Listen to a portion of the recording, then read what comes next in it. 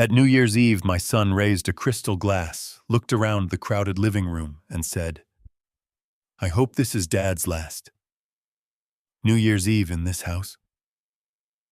The room burst into laughter. They thought it was a joke, a witty remark about an old man needing to downsize. I did not argue. I did not raise my voice. I just smiled quietly and took a sip of my drink. But the next morning, while my son was still sleeping off his expensive champagne, the FBI knocked on our front door. And the sheer, unadulterated terror on his face when they put him in handcuffs said absolutely everything. Before I continue with this story, I need to ask you something. Have you ever looked at the child you gave absolutely everything to, the child you bled for, and realized with a cold certainty that you have raised a monster? If you have ever had to stand up to a family member who underestimated your worth, hit the like button right now. And please tell me in the comments below, where are you watching from tonight? It brings me comfort, knowing I am not speaking into the void. Let me take you back to that night. The air inside my Bellevue lake house was warm, smelling of roasted meats, expensive perfumes, and the faint, crisp scent of the Washington pines drifting in from the open patio doors. It was a beautiful home. $2.5 million of prime real estate sitting right on the water, with floor-to-ceiling windows reflecting the shimmering lights of the city across the lake.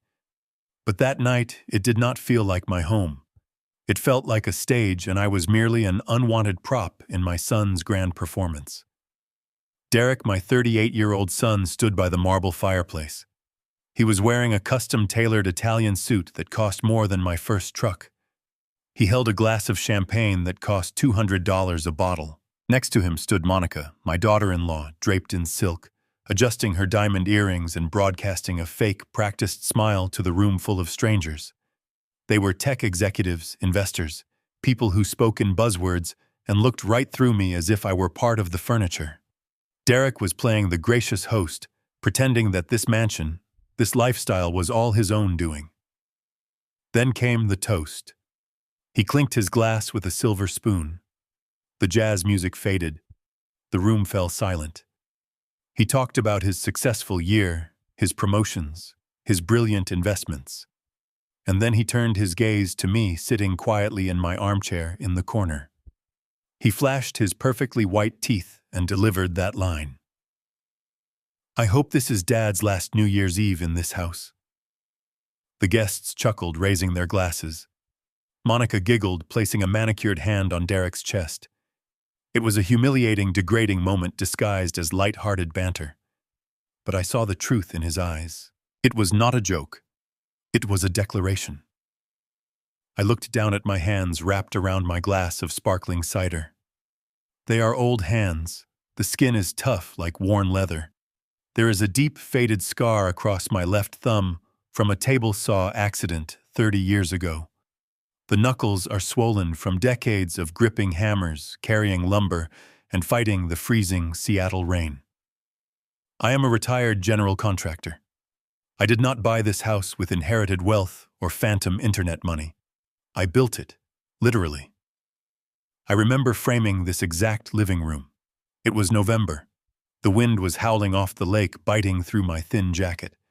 My late wife Martha was standing right where Derek was standing now, holding a thermos of hot coffee, pregnant with him. I drove every single nail into these oak floors so that my unborn son would have a fortress. A home that would never leak a floor, that would never creak, a safe haven where he would never have to know the poverty I grew up in. I sacrificed my knees, my back, and my youth to build the very stage he was now using to humiliate me. I remember the nights Martha and I sat on the subflooring, eating cheap sandwiches, dreaming of the day our boy would run across these halls. When Martha got sick 5 years ago, I drained almost everything I had saved to pay for her treatments. I would have given my own heart if the doctors could have transplanted it into her. After she passed, this house was the only piece of her I had left. The walls still held the echo of her laugh. And now the son she gave her life to raise was trying to sweep me out the door like a pile of old dust. The laughter in the room slowly died down, and the jazz music resumed. I remained perfectly still. A younger man, a more foolish man, might have stood up, shouted, and demanded respect. He might have reminded the room that every brick, every pane of glass, every square inch of this property belonged to him. But at 70 years old, you learn that anger is a waste of energy. Anger tells your enemy exactly what you are thinking. Silence, however, makes them arrogant, and arrogance makes them sloppy. I watched Monica whispering into Derek's ear. She looked around the house not with the love of a family member, but with the cold, calculating eyes of a real estate appraiser. I had known for months that her lifestyle brand was failing. I had seen the past do notices she tried to hide in the trash. I knew Derek was desperate to maintain the illusion of their wealthy, flawless life on social media. They thought I was just a clueless old man, a relic from a forgotten era who did not understand modern finance, who could not comprehend their sophisticated world. They assumed my quiet demeanor was a sign of a failing mind. They mistook my patience for weakness. That is the greatest mistake a predator can make, underestimating the quiet survivor in the room. As the clock struck midnight and the fireworks exploded over the lake, painting the living room in flashes of red and gold, Derek came over and patted me firmly on the shoulder. "Happy New Year, old man," he said, his breath reeking of expensive alcohol. "We need to get you into a nice, quiet retirement community this spring. Somewhere with round-the-clock nurses. You are looking tired." I looked up at the boy I had given my soul, to the boy who was actively planning to erase me from my own life. "I am just fine, Derek," I replied softly. "Just enjoying the view." The party raged on into the early hours of the morning, but my mind was already sharpening itself for a war I never wanted to fight. I did not know yet about the documents hidden in his leather briefcase upstairs, but my gut told me that the ultimate betrayal had already begun. By 2 a.m, the Bellevue Lake House was finally silent. The last of the tech executives and venture capitalists had vanished into the cold Washington night.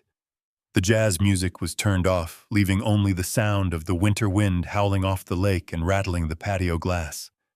I stood alone in the center of the living room, surrounded by the wreckage of my son's grand performance. Half-empty bottles of expensive champagne cluttered the marble countertops.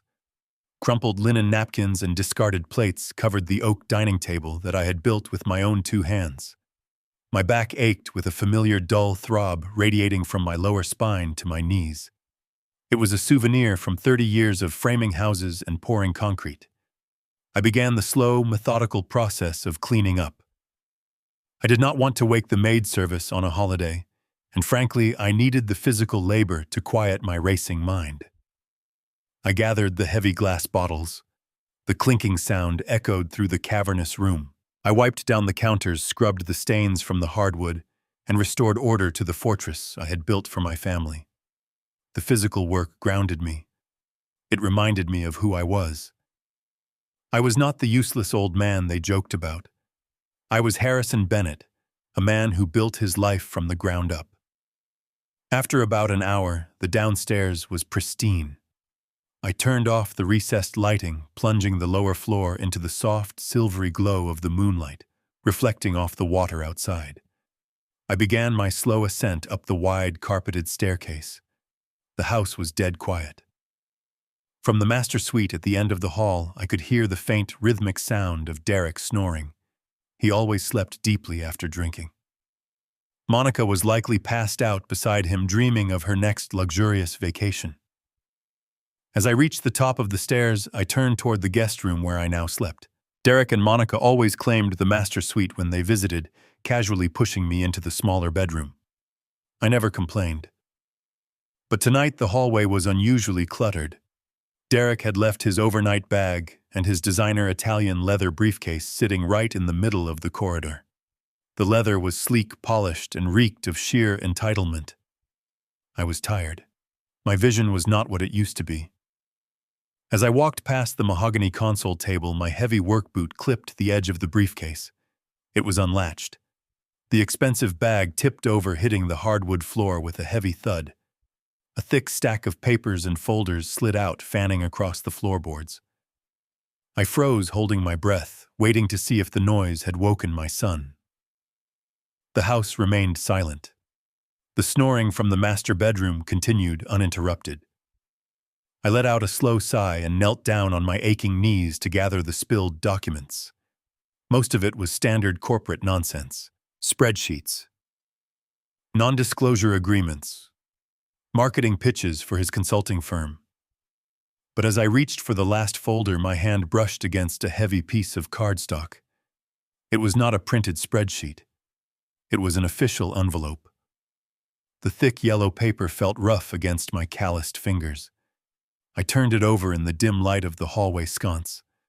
My heart suddenly skipped a beat. The return address in the top left corner bore the official embossed seal of the King County Department of Assessments. But that was not what made the blood drain from my face.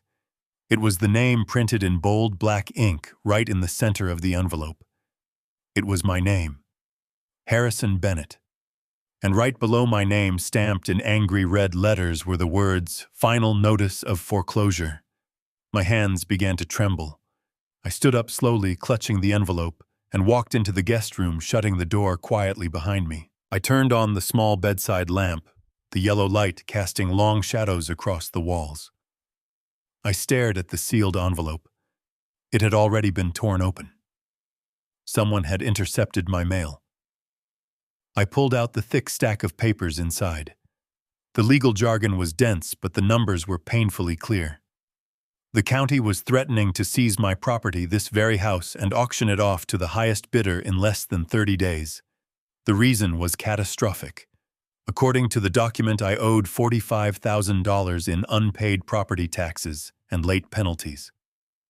I sat down heavily on the edge of the bed, the mattress groaning under my weight. My mind raced, trying to find a logical explanation. There had to be a mistake, a massive bureaucratic error. I paid this house off completely 10 years ago. I remembered the exact day. Martha and I had opened a cheap bottle of wine and burned the final mortgage statement in the fireplace downstairs. We had celebrated our absolute freedom. Since then, my property taxes were always paid annually straight out of my retirement savings account. I had never missed a payment in my entire life. I am a man who checks his bank statements every single Friday. I know exactly where every penny of my money goes. I stared at the threatening numbers on the paper. $45,000. That meant the taxes had not been paid for over 3 years. But that was impossible. The county sends notices long before a final foreclosure. They send letters, they make phone calls, they leave warnings on the front door. I had received absolutely nothing. Not a single letter. Not a single phone call. And then the chilling reality washed over me like a bucket of freezing lake water. The letters had been sent. They had been arriving for months, maybe years, but I never saw them because someone else was getting to the mailbox first. Someone who had a key to my house. Someone who visited just often enough to check the mail when I was out fishing or running errands. I looked at the designer briefcase sitting out in the hallway through the crack in the door. The logic gap closed, snapping shut like a steel trap. The notice was not just randomly in my son's bag. He had taken it. Derek had been intercepting my mail. But why? Why would my own son hide a foreclosure notice from me? If I lost the house, he would lose his inheritance. None of it made sense. Unless the unpaid taxes were just a symptom of a much larger disease. Unless the money I thought was securely in my retirement account was no longer there. A deep, sickening knot twisted in my stomach. The boy I had raised, the boy I had built this home for, was hiding something massive. Something that could destroy my entire life and leave me homeless at 70 years old. My first instinct was violent. I wanted to march down the hallway, kick the master bedroom door off its hinges, drag Derek out of bed by his expensive silk pajamas, and demand the truth. I wanted to scream until my lungs gave out. I wanted to hold the paper to his face and make him explain why he was letting the county steal my home. I stood up, my fists clenched so tightly my fingernails bit into my palms. I took one step toward the door. Then I stopped. I remembered the arrogant smirk on his face during the toast. I remembered the cold, appraising look in Monica's eyes. If I confronted him now at 2 in the morning with nothing but an opened letter, he would lie. He would use his smooth corporate tongue to spin a story.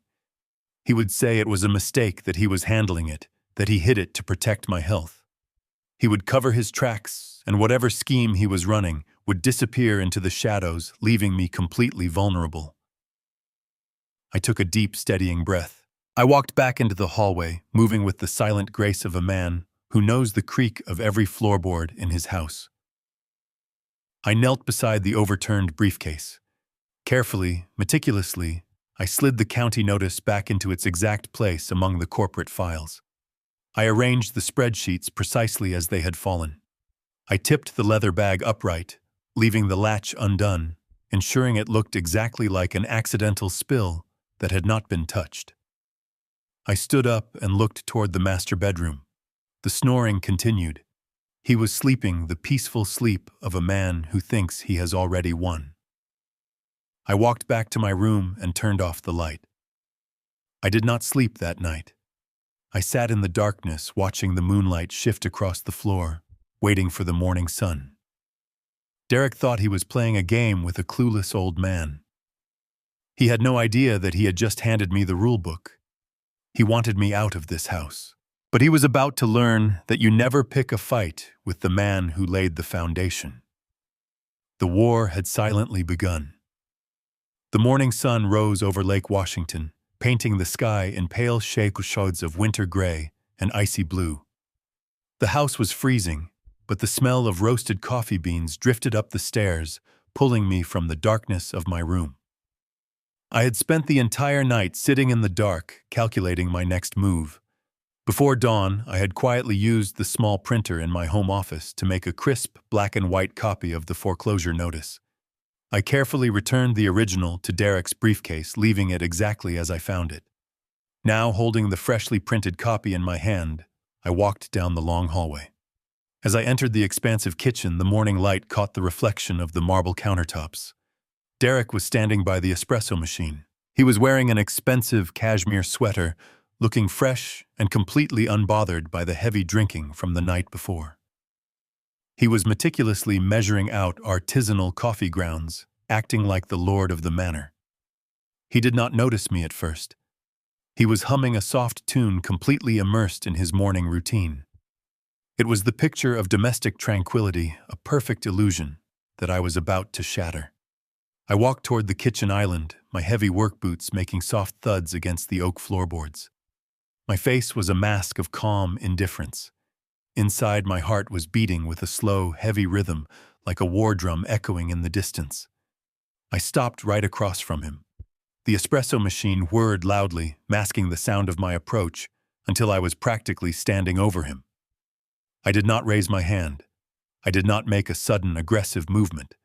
I simply raised my right hand, holding the single piece of paper, and let it slip from between my fingers. The copy of the foreclosure notice fluttered through the air for a brief second, before landing flat on the polished marble counter with a soft, distinct slap.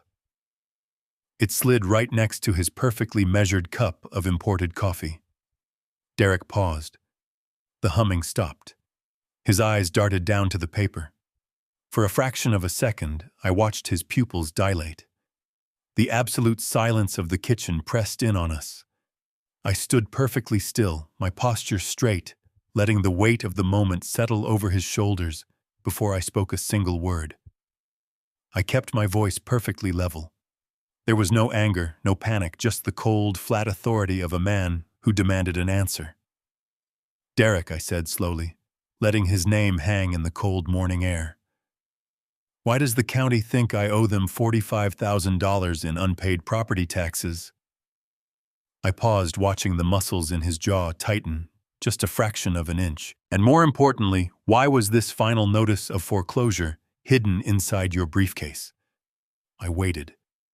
A normal person caught in a devastating lie would stammer. They would show fear, guilt, or at least surprise. But my son was not a normal person. He had spent years of summers in corporate boardrooms, learning how to manipulate investors and smooth over multi-million-dollar failures. He took a slow, deep breath, deliberately finished tamping his espresso grounds, and then finally looked up at me. He did not flinch. His face relaxed into a mask of mild, patronizing concern.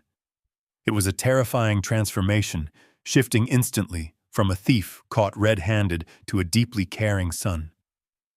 He let out a gentle, dismissive sigh, as if I had just asked a foolish question about how to use a television remote. "Dad," he said, his voice dripping with practiced warmth. "I am so sorry you had to see that. I meant to tell you about it this afternoon." He leaned against the counter, crossing his arms casually. "There is a massive software glitch at the King County Tax Assessor Office. It has been all over the local business news. Their entire database crashed last month, and their automated system is sending out thousands of fake foreclosure notices to residents who do not owe a single dime. It is a complete administrative disaster." He smiled. It was a smooth, rehearsed smile that did not quite reach his cold, calculating eyes. "You know how these government agencies are, Dad. They update their servers once a decade, and when it breaks, innocent homeowners like you get these terrifying letters in the mail." I did not say a word.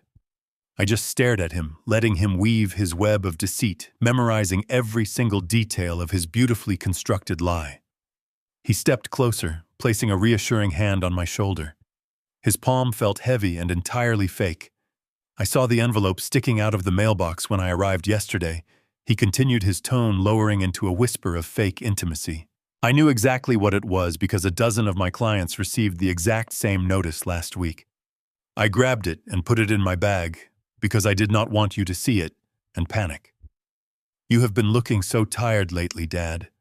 I did not want this ridiculous bureaucratic mistake to stress your old heart." He squeezed my shoulder, playing the role of the protective son flawlessly. "I was planning to take it to my tech firm tomorrow. I have my corporate legal team looking into this class action issue for my clients already. I was just going to have them clear your name from the system quietly. You do not need to worry about a thing. We will handle the county, and you can just focus on relaxing and enjoying your retirement." I let his words wash over me. The lie was brilliant. It was logical, comforting, and painted him as a savior. Any normal father would have hugged him, but I just looked deeply into his dark, lying eyes. I nodded slowly, pretending to believe his story. I was now completely, undeniably ready. I let a look of profound relief wash over my face. I forced my shoulders to drop, mimicking the posture of a tired old man who had just been saved from the brink of disaster. "Thank you, son," I said, making sure my voice trembled just enough to sound vulnerable. "What would I do without you?" I reached out and patted him on the back. His cashmere sweater felt soft, but the muscles underneath were rigid. He was tense. The smooth corporate facade was holding, but the physical body never completely masks the stress of a massive deception. "You are a good boy, Derek," I added, twisting the knife of my own sarcasm deep inside my mind. "I am just so glad you were here to intercept that awful letter." Right on cue, Monica glided into the kitchen. She had clearly been lingering in the hallway, listening to every word to make sure her husband had successfully neutralized the threat. She was wearing a matching designer lounge set, her hair perfectly styled despite it being so early in the morning. "Oh, Harrison," she cooed, her voice dripping with that unbearable artificial sweetness. "You know, we always have your back. Derek works so hard to make sure you are taken care of. We could not bear the thought of you sitting in this big, empty house worrying your poor heart over some silly computer mistake at the county office. Family takes care of family, right?" She walked over and wrapped her thin arms around me in a brief obligatory hug. She smelled of expensive floral perfume and stale champagne. I hugged her back, staring blankly over her shoulder at the shimmering water of the lake outside. "You are both so kind," I murmured. "I do not know how to repay you." Derek laughed, a loud, forced sound that echoed too sharply in the quiet kitchen. "Just keep making us those great holiday dinners, Dad," he said, turning back to his espresso machine as if the crisis had been entirely averted. Within an hour, they were packed and ready to leave. I stood on the front porch, the freezing morning air biting through my flannel shirt, watching them load their sleek black Tesla. Derek tossed the designer leather briefcase into the trunk, the very briefcase that held the undeniable proof of my impending ruin. He slammed the trunk shut, walked around to the driver's side, and gave me a final, confident wave. Monica blew me a kiss through the tinted passenger window. I waved back, maintaining the gentle, oblivious smile of a retired carpenter waving goodbye to his successful children. I watched the electric car glide silently down the long gravel driveway, turn onto the main road, and disappear behind a line of tall, evergreen trees. The moment the car was out of sight, my smile vanished. The heavy silence of the property returned, but it no longer felt peaceful. It felt like a crime scene. I turned and walked back inside the house. I locked the heavy oak front door and slid the deadbolt into place. I walked straight back to the kitchen. The room was empty, but the energy of Derek's deception still hung heavily in the air. I picked up the printed copy of the foreclosure notice that I had dropped on the marble island earlier. I folded it carefully and slid it into the front pocket of my jeans. Then I grabbed a damp cloth to wipe down the countertops. It was a habit Martha had taught me. Never leave a messy kitchen after guests depart. As I wiped the smooth, cold stone where Derek had been leaning during his masterful performance, my hand stopped. Right at the edge of the counter where he had casually braced himself, while explaining away the $45,000 debt, there was a distinct foggy smudge on the polished marble. I leaned in closer. It was a handprint. Not just a casual touch, but a thick, oily smear of sweat. I stared at it for a long time. Intuition is a funny thing. A father knows his son's tells. I remembered when Derek was 8 years old and broke a neighbor's greenhouse window with a baseball. He had stood in this very kitchen looking me dead in the eye, swearing he was entirely innocent. His voice had been steady. His gaze had been unwavering.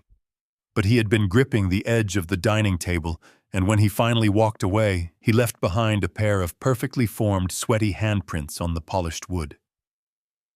Derek is a brilliant liar, but his nervous system always betrays him. He only gets sweaty palms when he is lying about something monumental. He was terrified. Not of the county, but of me finding out the truth. Have you ever caught someone in a lie just by reading their body language? Have you ever noticed that one tiny physical detail that exposes a massive betrayal? If you have, let me know in the comments below. It is amazing what people reveal when they think they are putting on a flawless performance.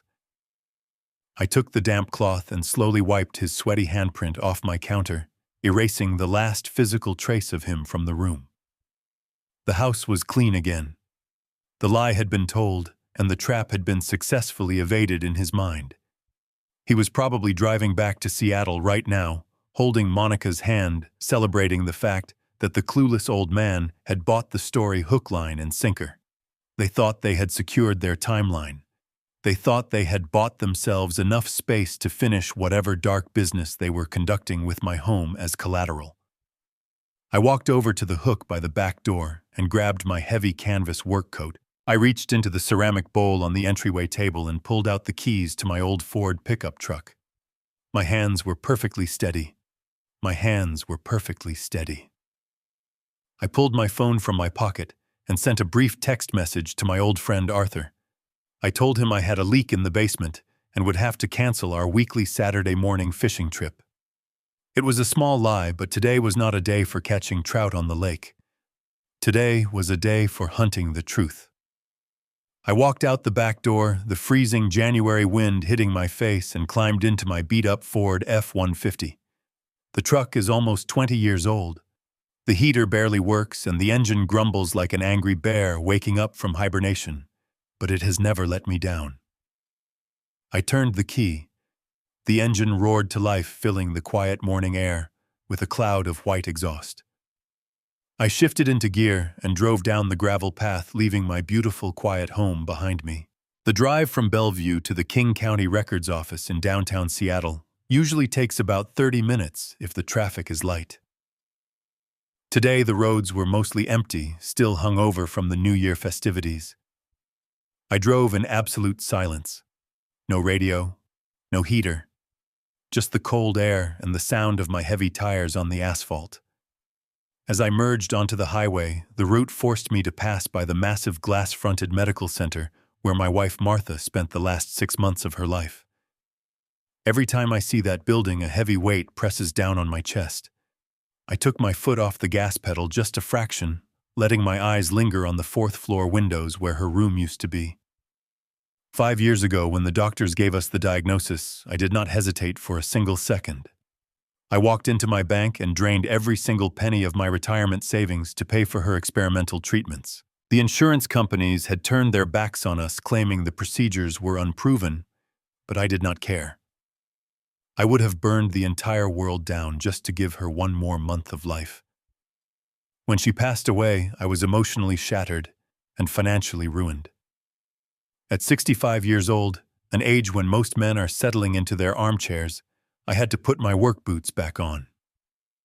I spent the next 5 years taking on grueling contracting jobs, breathing in sawdust and pouring concrete with aching joints just to rebuild my savings from absolutely scratch. I did it because I had made a promise to Martha on her deathbed. I promised her I would never lose our home and that I would leave a legacy for our son, and now that very son was playing a dangerous game with the foundation I had bled twice to secure. I gripped the steering wheel tighter. The leather was worn thin under my palms. I thought about Derek's smooth, rehearsed smile in the kitchen. I thought about the sweaty handprint left on the marble counter. A software glitch. That was his story. A massive county-wide database failure that just happened to only target innocent homeowners and just happened to require him intercepting my mail to fix it. My mind turned the lie over and over, examining it from every angle. It was the kind of lie a desperate man tells when he thinks he is talking to a fool. He assumed my love for him would blind me to the glaring holes in his story. He believed that my old age meant my mind was slowing down, that I would just accept his words without a fight. I crossed the bridge into the city, the towering skyscrapers casting long, cold shadows over the highway. The King County Administration Building is a brutalist structure made of heavy concrete and dark glass, looking more like a fortress than a public office. I navigated the maze of downtown streets and pulled my battered Ford into a tight parking spot just a block away. I turned off the engine and sat in the quiet cab for a long moment. I looked at myself in the rearview mirror. My face was lined with deep wrinkles, a map of hard work and harder grief. My eyes were tired, but they were clear. I was not a senile old man. I was a father about to cross a line that could never be uncrossed. Once I walked through those doors and saw the official records, there would be no going back.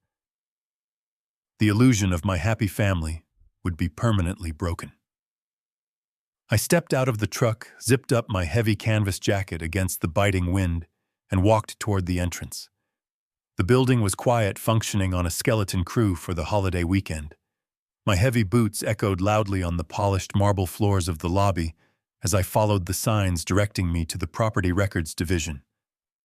The room was sterile, brightly lit with fluorescent bulbs that hummed softly in the background. A single clerk, a middle-aged woman with thick glasses and a bored expression, sat behind a thick pane of security glass. I walked up to the counter. She did not look up immediately, continuing to type methodically on her keyboard. "Good morning," I said, my voice cutting through the quiet humming of the room. "I need to pull the complete property deed and financial history for my home address." The clerk finally looked up, adjusting her glasses. She let out a soft sigh, clearly annoyed by a customer so early on a holiday weekend. "I will need to see your government-issued identification, sir," she recited in a flat, monotone voice. I reached into my back pocket, pulled out my worn leather wallet, and slid my driver's license through the small metal slot beneath the glass. She took it, examined it for a moment, and then turned back to her computer screen. She took it, examined it, and turned back to her computer screen. The fluorescent lights overhead buzzed with a low hum. I stood at the counter listening to the sharp clacking of her keyboard as she typed my information into the database. I was expecting a quick resolution. I expected her to pull up my file, see the spotless history of my tax payments, apologize for the automated error, and clear my name. I watched her face, waiting for the polite smile of bureaucratic apology. But that smile never came. Instead, the rhythmic clacking of her keyboard suddenly stopped. She leaned closer to her monitor, her brow furrowed into a deep frown. She scrolled down, clicked on something else, and then leaned back in her chair. When she finally looked up at me, the annoyance from earlier had completely vanished. It was replaced by pity. Absolute gut-wrenching pity. You never want to see that look on the face of a government clerk. It is the look they give right before delivering news that will destroy your life. I placed my hands flat on the cold marble counter. I understand there has been a glitch in your software system recently, I said, keeping my voice steady. My son told me. I just need you to clear the notice. The clerk slowly shook her head. Her voice was soft. Mr. Bennett, there is no software glitch. We have not had a system failure in over 4 years, sir. I am so sorry. Your property is currently in active foreclosure. I stared at her, the words floating like a foreign language. That is absolutely impossible, I stated firmly. I paid off the mortgage 10 years ago. I pay my property taxes every January. There is no debt on that property. She turned her monitor slightly. The foreclosure is not just about the unpaid property taxes, sir, she explained gently. The taxes have not been paid in 3 years, but the primary lien holder is a private bank. 6 months ago, a massive home equity line of credit was taken out against your property. The air in my lungs turned to ice. A home equity line of credit, a loan using my house as collateral. How much, I asked. She swallowed very hard. It is exactly $1.2 million, and the account is currently sitting in default. The floor felt as though it were dropping away. $1.2 million. My life savings wiped out and replaced by a mountain of debt so massive it suffocated me. My hands gripped the edge of the counter tightly. Someone stole my identity, I demanded, my voice rising in volume. Someone fraudulently took out a loan. Show me the paperwork. I want to see the original documents right now. The clerk nodded quickly, sending the file to the heavy industrial printer behind her desk. The machine spit out page after page of dense legal documents. She gathered the thick stack and slid it under the glass partition. I snatched it. My eyes scanned the complex banking terminology and loan agreements. I flipped frantically to the final page, the signature block, expecting to see a sloppy forgery by a complete stranger. What I saw stopped my heart dead in its chest. It was not a forgery. It was my signature. The loops of the H, the sharp slant of the B. It was undeniably my own handwriting. Right next to it was the official seal of a public notary. The loan was legally binding and signed by my own hand. I staggered back the heavy stack of papers, trembling in my grip. How could I have signed a loan for over $1 million and not remember it? My mind raced frantically, tearing through my memories. I thought about the dates printed on the top of the loan agreement. July of last year. 6 months ago. I closed my eyes, forcing myself to remember where I was in July. And then the memory hit me with the brutal force of a swinging hammer. In early July, I had undergone bilateral cataract surgery. The doctor operated on both eyes during the same week. For 7 straight days, I was completely blind, my eyes heavily bandaged. I was confined to my bed, relying entirely on heavy prescription painkillers. I was helpless, disoriented, and completely dependent on my family for survival. The vivid image of my bedroom materialized in my mind.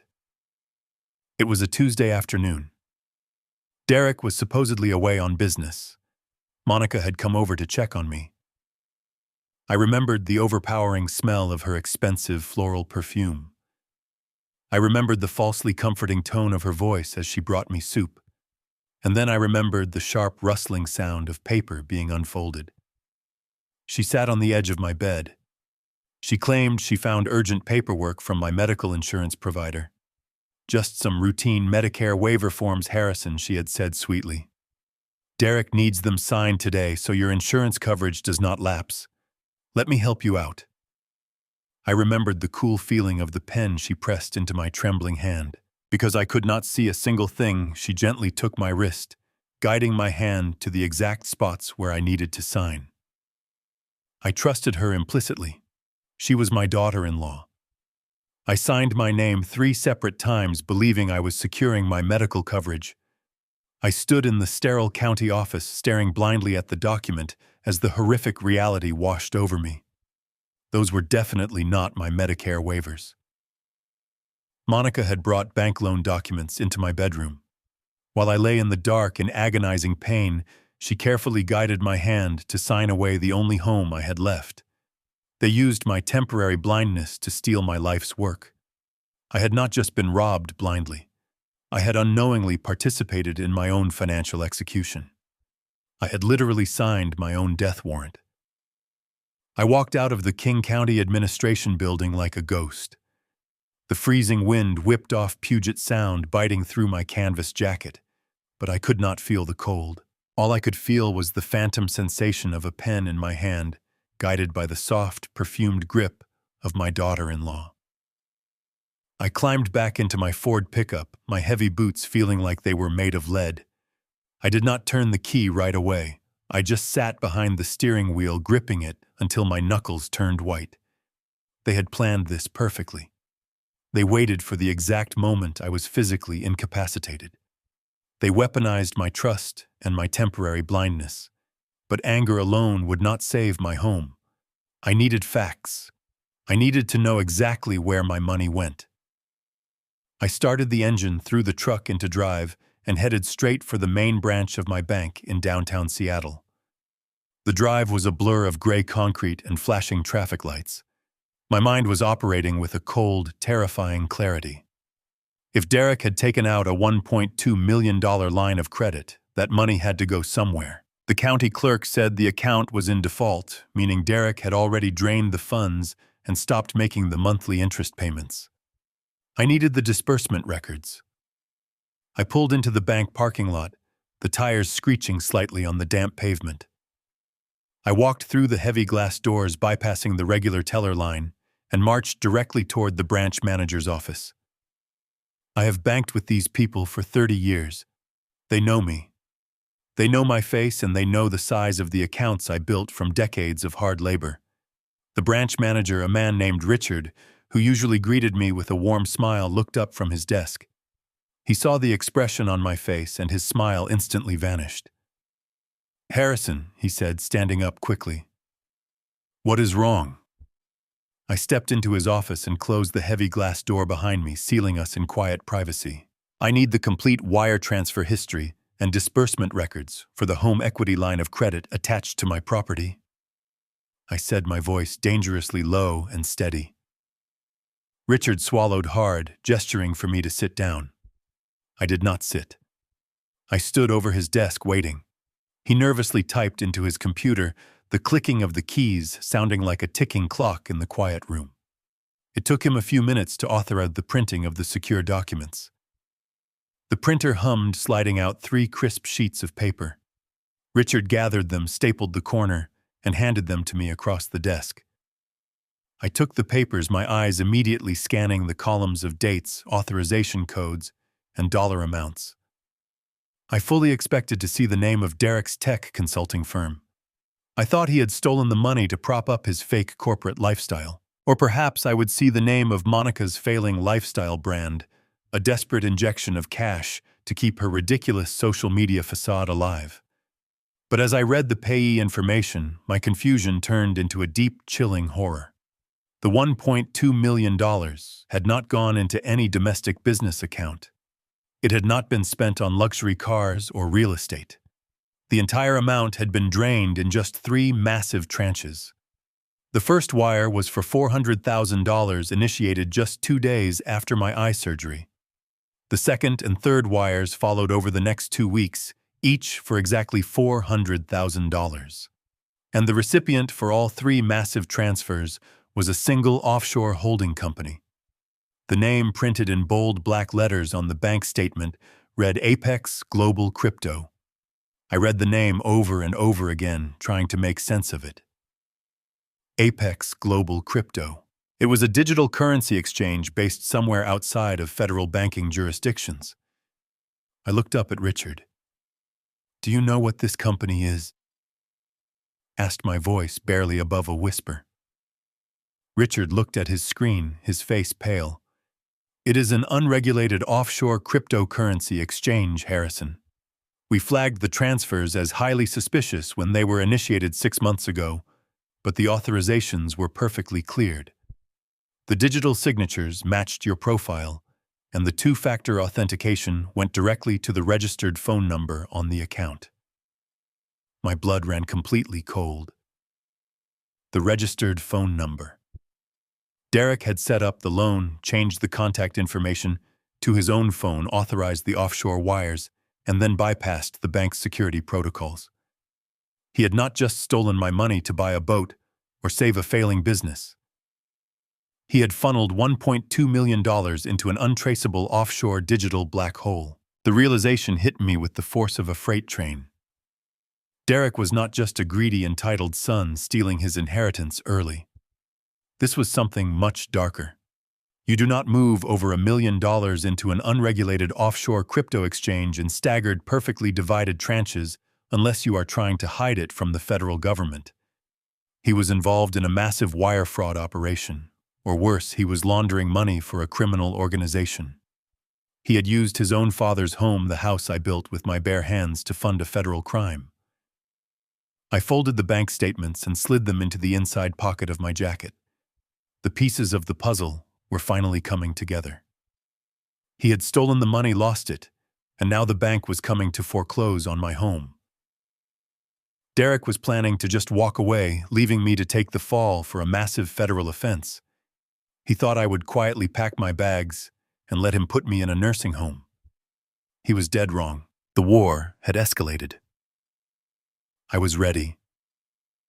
I walked slowly out of the heavy, cold glass doors of the bank and stepped back into the freezing, bitter Seattle air. The world around me was moving at its normal pace. Cars were pulling into the parking lot.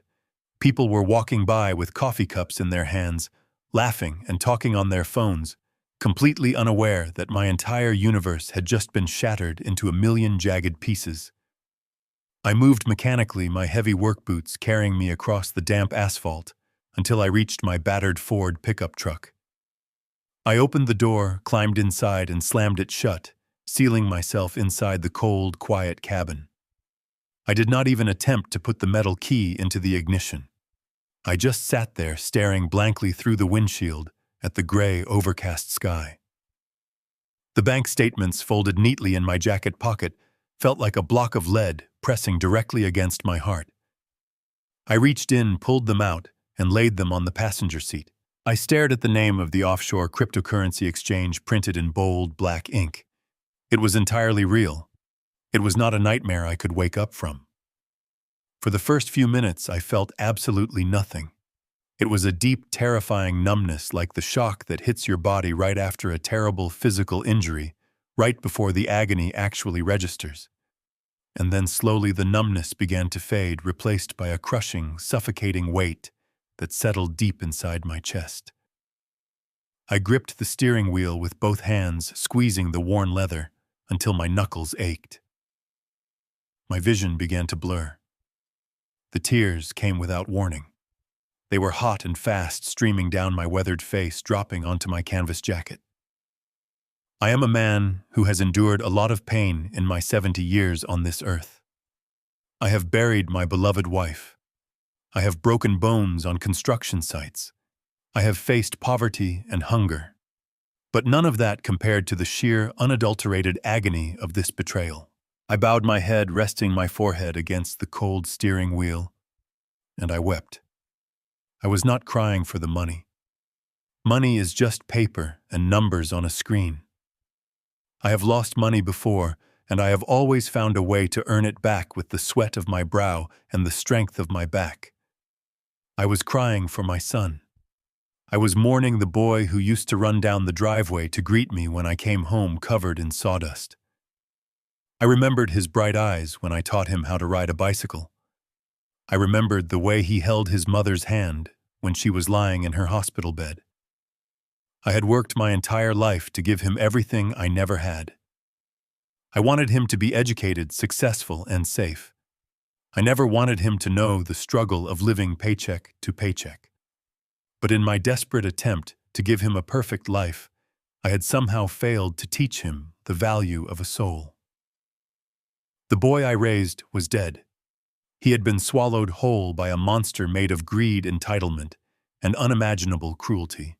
The man wearing those expensive Italian suits, the man who smiled at me while secretly plotting to throw me out on the street to face federal charges, was a complete stranger.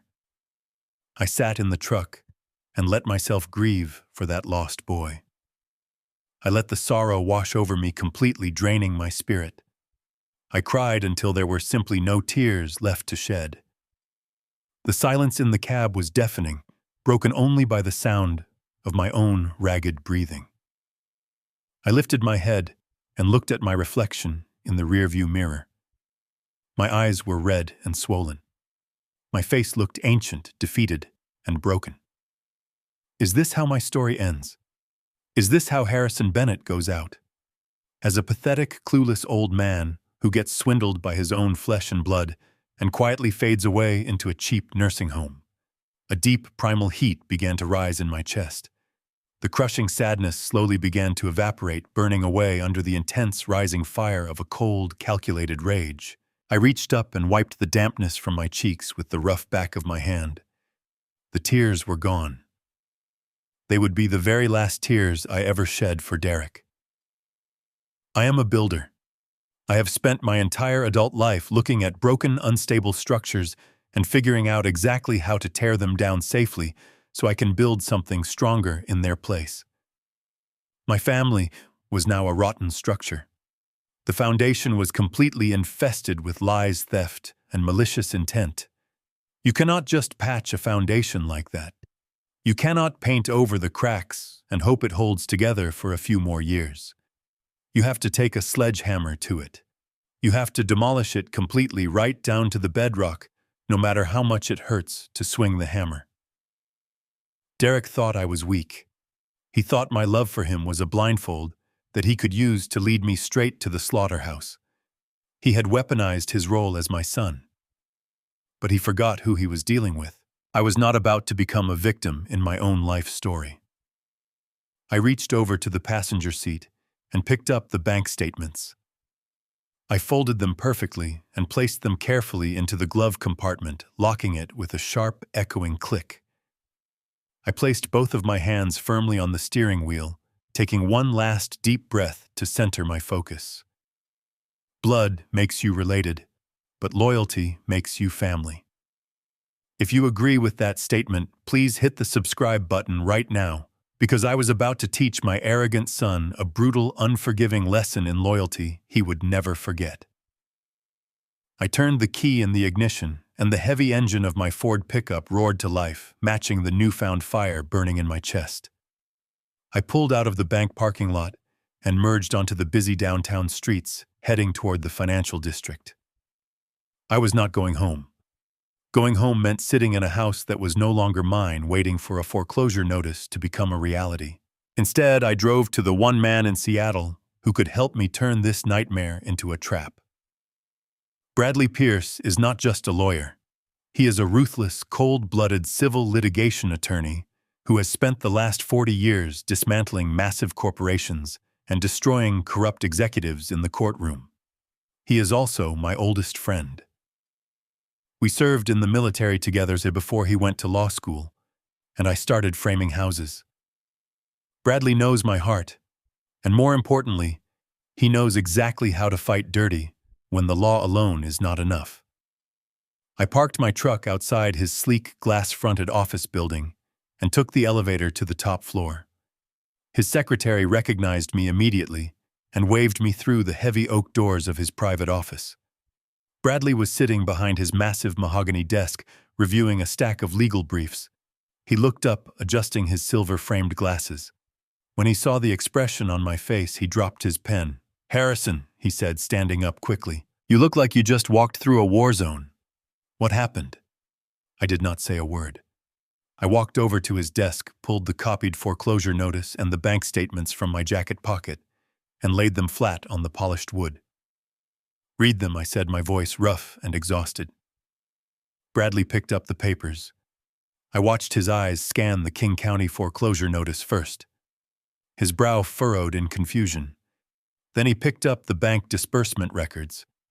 As he read the name of the offshore cryptocurrency exchange and the staggering sum of $1.2 million, his face turned completely pale. He looked up at me, his sharp blue eyes filled with absolute shock. "Harrison," he whispered, lowering the papers slowly back onto the desk. "Tell me you did not authorize these wire transfers. Tell me you did not mortgage your home for magic internet money." I sat down heavily in the leather chair across from him. I told him everything. I told him about the New Year's Eve toast, the hidden briefcase, the sweaty handprint on the kitchen counter, and the chilling realization of what Monica had made me sign while I was recovering from my cataract surgery. I laid out the entire timeline, connecting the dots between my temporary blindness, the forged intent of the loan, and the massive offshore wires. Bradley listened in absolute silence. He did not interrupt. He just let me pour out the devastating truth. When I finally finished speaking, the silence in the office was suffocating. Bradley took off his glasses and rubbed his eyes. "The sheer audacity of this crime is staggering," he finally said, his voice laced with a dangerous anger. "They weaponized your medical vulnerability to steal your equity and launder it offshore." He grabbed his office phone, his fingers hovering over the keypad. "I am calling the local field office of the Federal Bureau of Investigation right now. We are going to have Derek and Monica arrested before the sun goes down." I reached across the desk and slammed my hand down over the receiver, stopping him from dialing the numbers. "No," I said firmly. Bradley looked at me as if I had lost my mind. "Harrison, this is federal wire fraud, elder abuse, and international money laundering. The FBI will tear his life apart. That is exactly what we want." "If we call them right now, Derek will win," I explained, leaning closer. "Think about it from a legal perspective, Bradley. I signed the documents. My signature is legally notarized. If the FBI knocks on his door today, Derek will look them dead in the eye and say that I fully authorized the crypto investment. He will say that I am 70 years old, my mind is failing, and I simply forgot about the loan. He will play the role of the tragic, loving son whose father is suffering from dementia. And without solid proof of his malicious intent, without a confession, it will turn into a messy, endless civil dispute. The bank will still take my house, and Derek will walk away free, claiming it was all just a tragic misunderstanding." Bradley slowly pulled his hand away from the phone. He leaned back in his leather chair, steepling his fingers beneath his chin. He hated it, but he knew I was absolutely right. The legal system requires more than just suspicion. It requires undeniable, irrefutable proof. "So what is your play, old friend?" Bradley asked, a slow, predatory smile beginning to form on his face. "Because I know that look in your eyes. You do not just want your money back. You want to destroy him. We need him to dig his own grave so deep that no expensive corporate lawyer can ever pull him out. We need to legally protect whatever remaining assets I have left, so he cannot drain my pension accounts next. And then we need to bait him into exposing his true intentions on a permanent record." Bradley pulled a fresh yellow legal pad toward him and grabbed his silver pen. "We are going to build an absolute fortress around your finances today," he said, his cold blue eyes narrowing with a fierce, unwavering determination.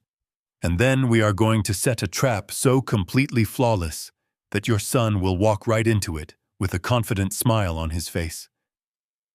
Let us go to war, my very old friend. We will make him regret the day he ever crossed you." I left the lawyer's office that afternoon with a very clear, very dangerous plan in mind. The hardest part of a war is not the final battle. The hardest part is the waiting.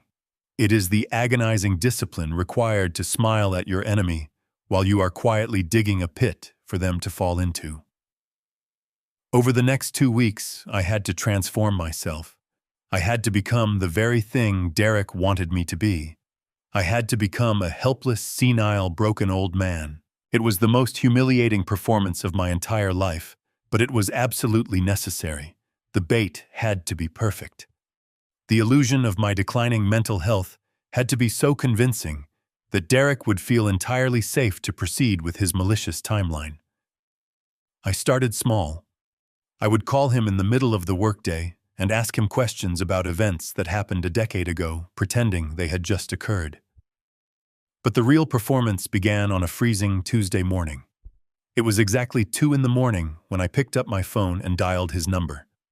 I let it ring until his sleepy, irritated voice answered. I made my voice tremble with genuine-sounding panic. I asked him where his mother was, claiming she was supposed to be home from the grocery store hours ago. The line went completely dead for a few seconds. He finally spoke, his voice laced with forced patience, reminding me that she had passed away 5 years ago and telling me to go back to sleep. I let out a long, confused sigh, apologizing profusely, and hung up the phone. I sat in the dark, my heart completely steady. He had bought it. He truly believed my mind was beginning to fracture. 3 days later, I escalated the act. I went to a local grocery store where I knew Derek and Monica often shopped for their expensive organic produce. I loaded my cart, went to the checkout line, and inserted my debit card. When the machine asked for my personal identification number, I purposefully entered the wrong digits 3 times in a row. The machine locked my card. I put on a spectacular show of confusion and mild distress. I asked the cashier to call my son, giving her his direct number. When Derek arrived 20 minutes later, he found me sitting on a bench near the entrance, staring blankly at my wallet. He paid for the groceries, his face a perfect mask of concern for the public eye, but his grip on my arm was tight and impatient as he led me to his car. The culmination of this bitter performance happened the following weekend.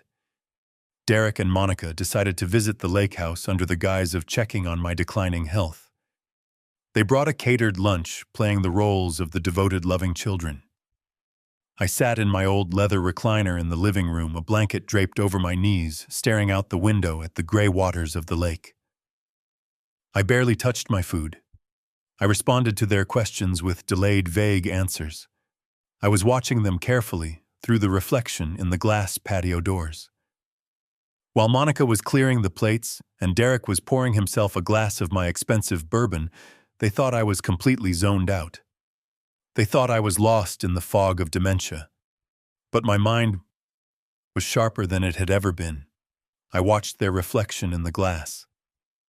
Monica walked up behind Derek, wrapping her arms around his waist. She leaned her head against his shoulder. I saw Derek turn his head slightly and look at her. And then I saw it. The look. It was a shared, silent communication of absolute victory. A smug, triumphant smirk spread across his face. Monica smiled back, her eyes gleaming with predatory greed. They were celebrating. They were looking at me, the man who had given them everything, and they were rejoicing in my supposed mental collapse. They believed that the stress of the hidden foreclosure notice was finally breaking my mind. They thought their theft was now perfectly shielded by my senility. If I could not remember what year it was, I certainly could not testify in a federal court about a fraudulent loan. Their arrogance was radiating off them like heat from a furnace. They felt untouchable. They thought they were the smartest people in the room playing a game of chess while I was stumbling around in the dark. But they did not realize I had already flipped the board. I sat in my chair, continuing to stare out the window, forcing my face to remain entirely blank. Let them celebrate, I thought to myself. Let them drink my bourbon and smile their wicked, hollow smiles. Their joy would make the impending trap that much more devastating. I focused on the steady ticking of the grandfather clock in the hallway. Every second that passed was another second closer to their absolute ruin. I listened to the soft clinking of the glasses as they toasted silently to their impending wealth. I remembered how hard I had worked to buy that very bourbon, saving it for special occasions for moments of true family celebration. Now it was being used to wash down the bitter taste of their betrayal. I closed my eyes, letting my head loll slightly to the side, perfecting the image of an exhausted, confused elder. Monica walked over and placed a cold hand on my shoulder, asking if I was feeling all right. I slowly opened my eyes and told her I was just tired, letting my voice crack perfectly. Derek walked over, looking down at me with a sickening expression of fake pity, promising to put me in a safe place soon. I let them enjoy their grand illusion. I let them leave the house that afternoon feeling like absolute conquerors. The opportunity to turn my home into a surveillance fortress arrived 3 days later. Derek and Monica had decided to stay at the lake house for the long weekend, claiming they wanted to keep a close eye on my failing health. In reality, they were just using my home as a free luxury hotel while they finalized their plans to steal the remaining equity and disappear. On Saturday evening, they informed me they had reservations at an exclusive downtown steakhouse. They told me to go to bed early, locking the front door behind them as they left for their expensive dinner. The moment I heard the heavy deadbolt slide into place, the fragile, confused old man vanished. I stood up from my recliner, my posture straightening, my eyes sharp and focused. I moved quickly to the hallway closet, reaching up to the top shelf, where I had hidden a heavy cardboard box earlier that week. Inside the box was thousands of dollars worth of professional-grade motion-activated audio recording surveillance equipment. The lawyer had arranged for a private investigator to discreetly purchase the gear. These were not cheap consumer cameras. They were tiny, high-definition lenses, disguised as ordinary household objects, capable of capturing every whisper and every shadow. I had exactly 3 hours before they returned from dinner. I did not waste a single second. I carried the heavy box into my private study. This was the room where all my important financial documents were stored, the room I knew they would search the moment they thought I was asleep. I took out a small black camera, designed to look exactly like the spine of a leather-bound book. I wedged it perfectly between 2 heavy volumes of architecture encyclopedias on the shelf directly facing my desk. I ran the micro-wiring down the back of the bookcase, plugging it into a hidden outlet. I tested the feed on my secure tablet. The image was crystal clear, capturing the entire room and the surface of my desk perfectly. Next, I moved to the main living room. This was the most critical location. This was where they drank, where they argued, and where they plotted their crimes in hushed tones. The ceiling in the living room was high, featuring a massive, intricate crystal chandelier that I had installed myself 20 years ago. I dragged a heavy wooden stepladder from the garage, placing it directly beneath the fixture. My joints ached, protesting the sudden physical strain, but adrenaline pushed the pain aside. I climbed the ladder carefully, carrying a tiny dome-shaped lens no bigger than a marble. I spent the next 40 minutes carefully weaving the camera into the dense crystal droplets and brass wiring of the chandelier. It was painstaking work. My fingers cramped and sweat stung my eyes, but I forced myself to be perfectly precise. The lens had to be entirely invisible from the ground, yet perfectly angled to capture the main seating area. Once the living room camera was secured, I moved to the kitchen, installing a final hidden lens inside the decorative molding above the marble cabinets. I synced all 3 cameras to the encrypted application on my tablet. The audio receptors were incredibly sensitive, designed to pick up even the faintest whispers. I spent the next hour carefully wiping away any footprints, putting the stepladder back in the garage, and ensuring the house looked completely undisturbed. While I was just finishing hiding the empty cardboard box in the bottom of the outdoor trash bin, when the sudden sharp crunch of tires on gravel echoed through the freezing night air. My heart slammed against my ribs. I looked at my watch. It had only been 2 hours. They were home an hour early. I heard the distinct beep of the electric car locking outside. I was standing in the dark hallway, breathing heavily, my heart racing with a sudden surge of panic. If they caught me fully dressed, sweating and moving with the agility of a healthy man, the entire charade would instantly collapse. I heard the jingle of keys outside the heavy oak front door. I had seconds to react. I sprinted silently across the hardwood floor, moving faster than I had in years. I threw my canvas jacket onto the floor of the closet, kicked off my boots, and lunged toward the living room. The lock on the front door clicked loudly. I dove into my leather recliner, snatching the thick woolen blanket from the back of the chair and throwing it hastily over my legs. I let my head drop back against the leather cushion, closing my eyes and forcing my breathing to slow down into a deep, rhythmic pattern. The heavy front door swung open, letting in a blast of freezing wind. They stepped into the entryway, their voices echoing in the quiet house. I lay perfectly still, my muscles screaming from the sudden exertion, a single drop of cold sweat rolling slowly down the side of my face.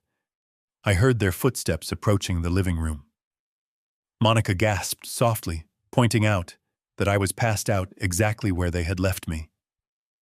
Derek let out a low, dark chuckle, noting that I was fading fast and promising they would have me declared incompetent by the end of the month. I kept my eyes firmly shut, my breathing deep and even, playing the sleeping fool, while my hidden eyes recorded every single damning word. I lay perfectly still in the leather recliner for what felt like an eternity. I listened to the sound of my son's expensive leather shoes retreating up the wooden staircase, followed by the soft click of the master bedroom door closing. Only then did I slowly open my eyes. The living room was bathed in the pale, cold light of the moon, reflecting off the frozen lake outside. I carefully pushed the heavy woolen blanket off my legs, my joints popping softly in the quiet house. I stood up, ensuring my bare feet made absolutely no sound against the hardwood floor. I crept down the hallway, blending into the shadows like a ghost haunting my own home. Once I was safely inside the small guest bedroom, I quietly locked the door behind me and sat on the edge of the narrow mattress. I reached under the pillow and pulled out my encrypted tablet. I plugged in a pair of wired earbuds, pushing them deep into my ears, and tapped the screen to open the surveillance application. The screen glowed to life, illuminating my weathered face in the dark room. I tapped the feed for the living room camera hidden in the crystal chandelier. The room was empty. Then I switched to the camera concealed in the spine of the architecture book inside my private study. The high-definition night vision lens captured the entire room in a stark greenish hue.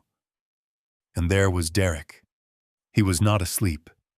He was pacing back and forth across the Persian rug, holding his cell phone tightly against his ear. He looked agitated.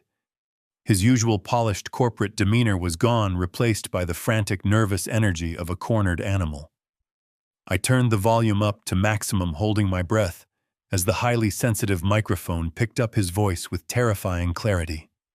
He was speaking to someone named Dr. Evans. He was speaking quickly, his words clipped and desperate. "I need you to do the house call by the end of this week," Derek demanded, his voice echoing slightly in the empty study. "I do not care what your usual schedule is. I will double your premium in cash. Just get the paperwork finalized." I sat in the dark bedroom, listening intently as he continued to outline his sinister plot. He explained to the doctor that I was suffering from advanced cognitive decline. He spun a tragic tale about how I was wandering the grocery store, how I could not remember the year, and how I was a danger to myself. The doctor on the other end of the line must have asked about the legal necessity of the evaluation, because Derek's response sent a wave of pure, paralyzing ice straight into my veins.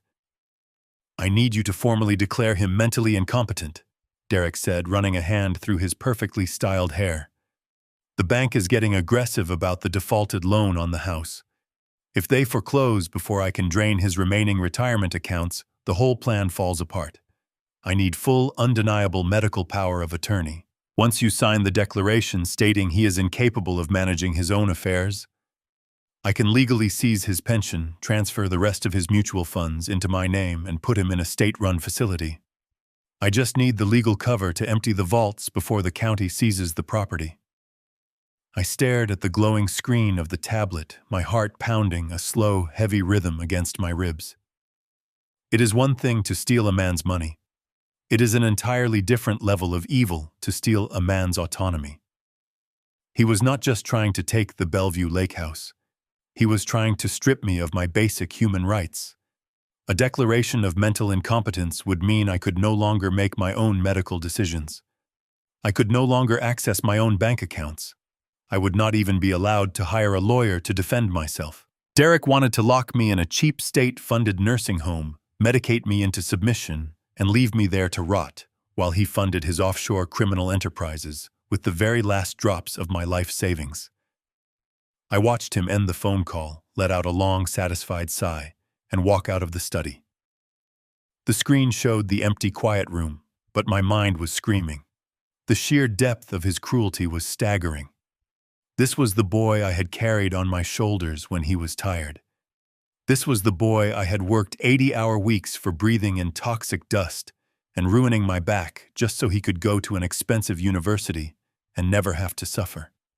And his gratitude was a calculated plan to enslave me in my final years. I turned off the tablet screen, plunging the bedroom back into absolute darkness.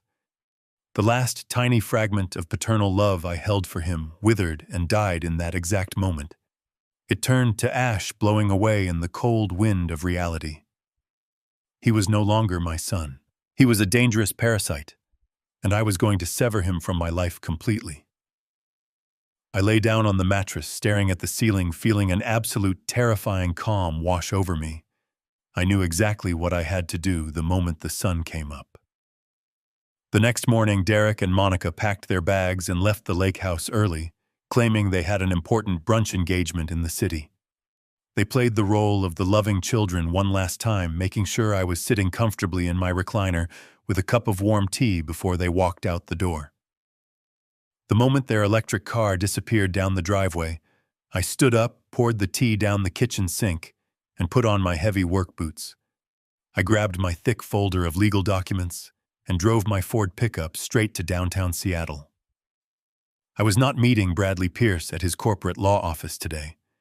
Today, the stakes required absolute, impenetrable legal firepower. I met Bradley on the marble steps of the federal courthouse. He was wearing a dark, tailored suit, holding a thick leather briefcase that contained the instruments of my son's impending destruction. We walked through the heavy security doors, bypassing the crowded public courtrooms, and took a private elevator to the judge's chambers. Bradley had called in a massive favor with a retired federal magistrate who now specialized in complex high-net-worth estate law. We sat in a grand room lined with dark mahogany panels and thousands of ancient leather-bound law books. The air smelled of old paper and serious consequences. The judge, a stern woman with sharp eyes and silver hair, sat behind her massive desk, reviewing the paperwork Bradley had prepared throughout the night. She looked up at me, her expression a mixture of profound respect and quiet sympathy. She asked me if I fully understood the irreversible nature of what I was about to do. I looked her dead in the eye and told her I had never been more certain of anything in my entire 70 years of life. Bradley opened the leather folder and slid a towering stack of thick, watermarked documents across the table. This was not a simple will or a basic property transfer. It was an irrevocable trust. In the eyes of the law, an irrevocable trust is a fortress built of solid titanium.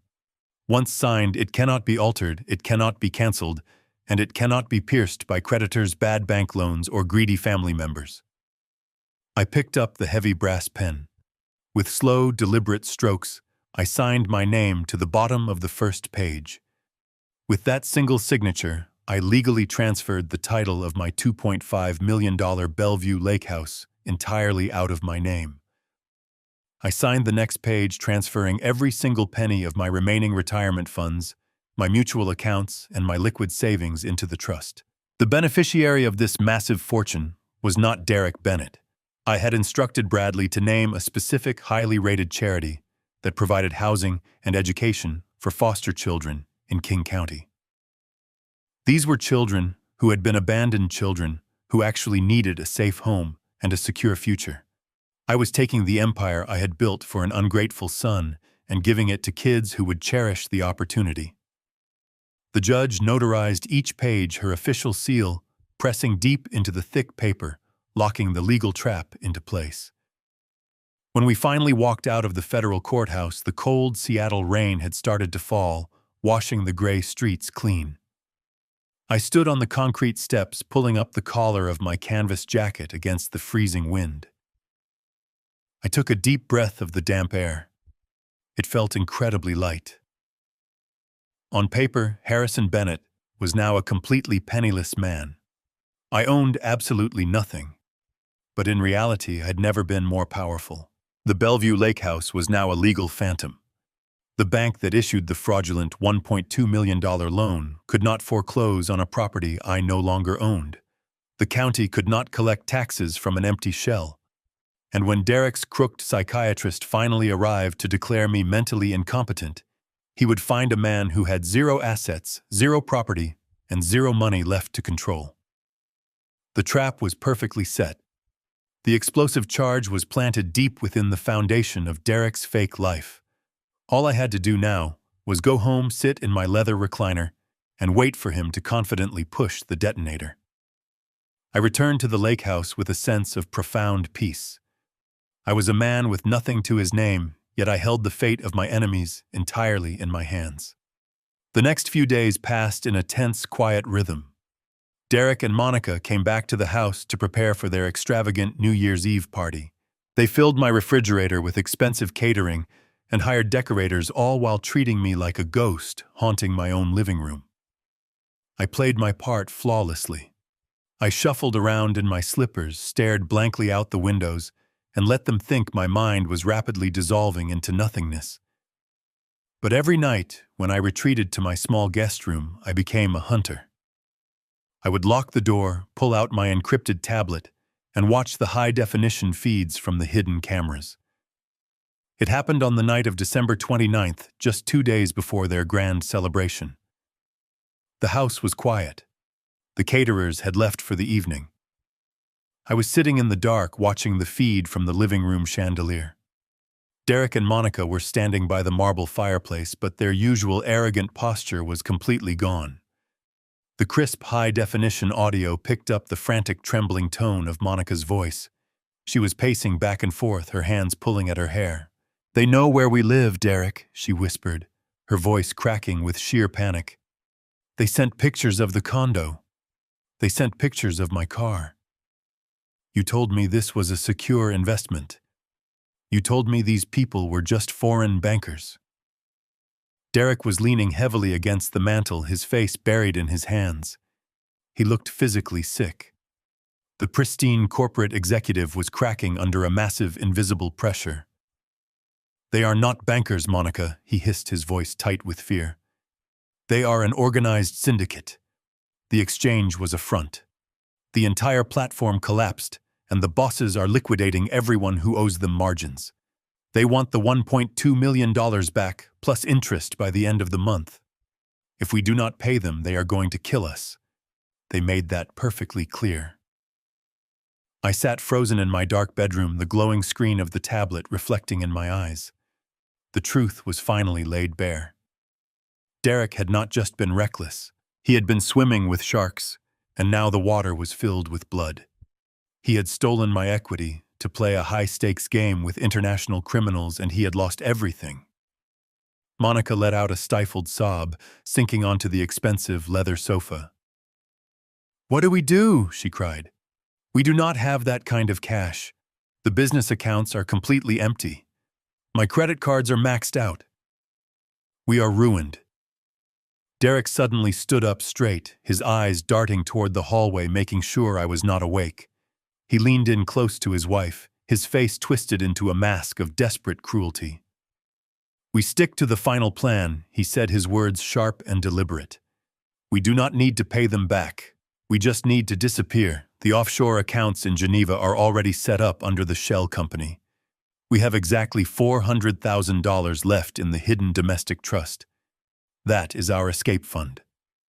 "But what about your father?" Monica asked, her voice trembling. "What about the house?" Derek let out a cold, venomous scoff. "To hell with the old man," he snapped. "We let the bank foreclose on his house. They are already preparing the final eviction notice. When the sheriffs arrive to lock the doors, the cops will just think he went crazy and ran away. We will leave his wallet and his keys on the kitchen counter, to make it look like his dementia finally took over, and he wandered into the woods. By the time anyone realizes what actually happened, we will be untouchable. We take the remaining cash and flee to Switzerland by January 2nd.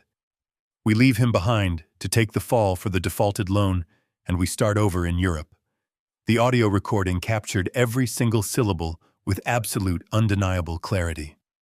It was a flawless, legally binding confession to elder abuse, financial fraud, and a conspiracy to flee international jurisdiction. I reached out with a perfectly steady hand and pressed the save button on the application. The file immediately encrypted and backed up to a secure cloud server. I did not feel anger anymore.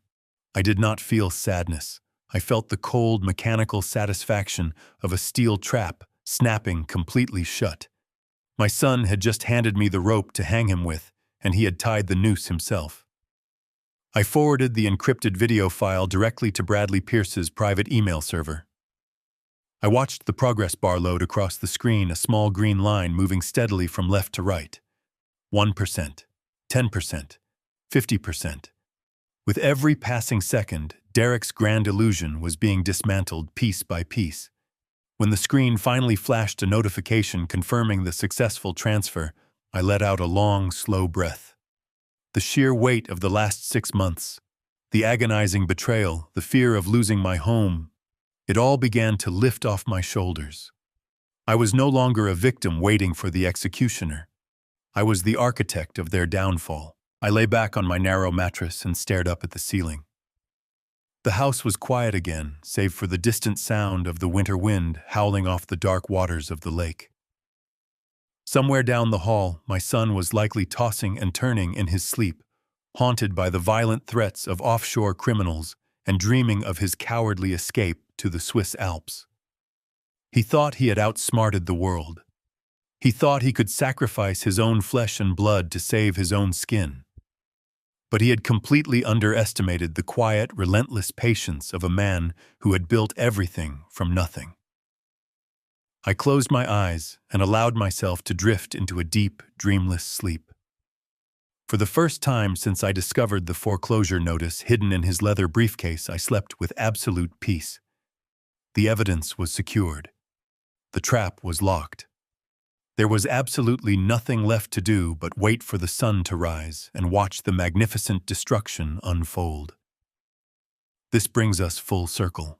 We are back at the morning of January 1st. The grand New Year's Eve party had ended hours ago. The guests had all stumbled to their expensive cars and driven back to their hollow corporate lives. The vicious toast my son had made, hoping this would be my last year in this house, still echoed faintly in the corners of the grand living room. But the sting of his words was completely gone. I was sitting in my favorite leather armchair by the large glass patio doors, holding a simple ceramic mug filled with steaming black coffee. The winter sun was just beginning to rise over the horizon, casting a pale, beautiful golden light across the frozen surface of the lake. The house was freezing, but the warmth radiating from the coffee mug in my calloused hands was all I needed. I took a slow sip, letting the bitter, rich liquid wake my senses. I was entirely calm. It was the deep, unsettling calm that settles over the ocean right before a massive hurricane makes landfall. I looked around the pristine living room. I had spent hours cleaning up their mess in the middle of the night, restoring order to my fortress. I looked up at the intricate crystal chandelier hanging from the high ceiling, knowing the tiny invisible camera hidden among the glass droplets had done its job perfectly. Derek and Monica had no idea what was currently in motion. They were sleeping upstairs, dreaming of their flight to Geneva scheduled for the very next day. They did not know that 48 hours ago, the moment Bradley Pierce received my video file, he did not hesitate. He compiled the irrevocable trust documents, the offshore banking wire records, the property tax defaults, and the crystal-clear audio confession, and he marched them straight into the Seattle field office of the Federal Bureau of Investigation. He bypassed the local police entirely. He went directly to the federal agents who specialize in international wire fraud and organized crime. Bradley had called me on a secure line yesterday afternoon, confirming that federal warrants had been officially signed by a judge. The wheels of justice were not just turning. They were speeding directly toward my front door with devastating momentum. I heard the heavy wooden floorboards creak on the staircase. I did not turn my head. I kept my eyes fixed on the beautiful sunrise over the water. Derek slowly descended the stairs. He was wearing an expensive silk robe, rubbing his temples, clearly nursing a massive hangover from the $200 champagne he had consumed the night before. He walked into the living room, his bare feet padding softly against the oak floor. He stopped when he saw me sitting in the armchair. I could see his reflection in the patio glass. He immediately forced his face into that familiar, sickening mask of fake affection. He painted on a bright, tight smile, hiding the absolute panic that was undoubtedly tearing his stomach apart. "Good morning, Dad," he said, his voice dripping with forced cheerfulness. "You are up early today. How are you feeling?" I slowly turned my head to look at him. I studied his face. I looked at the dark circles under his eyes, the slight tremble in his fingers, the tense posture of a man who knows his life is hanging by a single fraying thread. He thought he was looking at a senile old fool, but I was looking at a dead man walking. "I am feeling incredibly well, Derek," I replied, keeping my voice perfectly flat and steady. "I slept better last night than I have in a very long time." Derek walked over to the kitchen island and began preparing his artisanal espresso, just as he had done on that morning so many days ago, when he lied to my face about the software glitch. He kept his back to me, humming a soft, nervous tune. "We have a big day tomorrow, Dad," he called out over the grinding noise of the coffee machine. "Monica and I have to fly out to Europe for a massive corporate consulting gig. We will be gone for a few weeks, but do not worry. We have arranged for some nice people from the state to come check on you while we are away. They are going to help you manage the house and your medical needs. It is for your own good." He was talking about the state-funded facility. He was actively setting the stage to abandon me fully, believing the foreclosure agents would arrive the moment his plane took off. He thought his master plan was executing flawlessly. He thought he had outsmarted the criminal syndicate, the federal government, and his own father in one fell swoop. I took another slow sip of my black coffee. I did not argue with him. I did not scream, and I did not confront him with the truth. There was no need to warn a rat that the cage was about to drop. "That sounds like a wonderful plan, son," I said softly, staring deeply into his dark, lying eyes. "I am sure everything is going to work out exactly the way it is supposed to." Derek smiled, a genuine flicker of relief washing over his face. He thought he had won. He lifted his espresso cup, completely unaware of the flashing red and blue lights that were currently turning onto the long gravel driveway of the lake house. The calm before the storm was officially over. The thunder was finally here. The heavy oak front door of the lake house did not just rattle. It shuddered violently under the sudden rhythmic impact of heavy fists pounding against the thick wood. The sound was deafening, echoing through the cavernous living room like a series of gunshot blasts shattering the absolute peace of the winter morning. I did not flinch. I did not spill a single drop of my black coffee. I remained perfectly still in my leather armchair, letting the deep, resonant booming wash over me. Outside the massive floor-to-ceiling windows, the pale golden light of the beautiful sunrise was violently interrupted. Brilliant flashes of crimson red and blinding cobalt blue began to slice through the morning mist, reflecting fiercely off the frozen surface of the lake and painting the interior walls of my home in frantic, strobing colors. Derek froze completely. He was standing right by the marble kitchen island, his hand hovering over the expensive espresso machine. The soft humming of the coffee grinder ground to an abrupt halt. For a fraction of a second, he looked incredibly annoyed, as if a rude neighbor had interrupted his perfectly curated holiday morning routine. He let out an irritated sigh and turned his head toward the front entryway. But then the flashing red and blue lights caught his eye. The strobing colors danced across his expensive silk robe and illuminated his face. I watched the physical transformation happen in real time. It was a spectacular thing to witness. The arrogant, untouchable corporate executive vanished in the blink of an eye. The minor annoyance on his face melted into absolute paralyzing confusion, and then, as the heavy pounding on the door resumed with even greater force, the color completely drained from his skin. He turned as pale as a sheet of winter ice. He took a tentative step toward the large front window, his bare feet moving hesitantly across the polished hardwood floor. His hands began to tremble so violently that he had to grip the edge of the marble countertop to steady his shifting weight. He leaned forward, pressing his face close to the cold glass to peer out at the long gravel driveway. I did not need to look out the window to know exactly what he was seeing. I had orchestrated every single detail of it.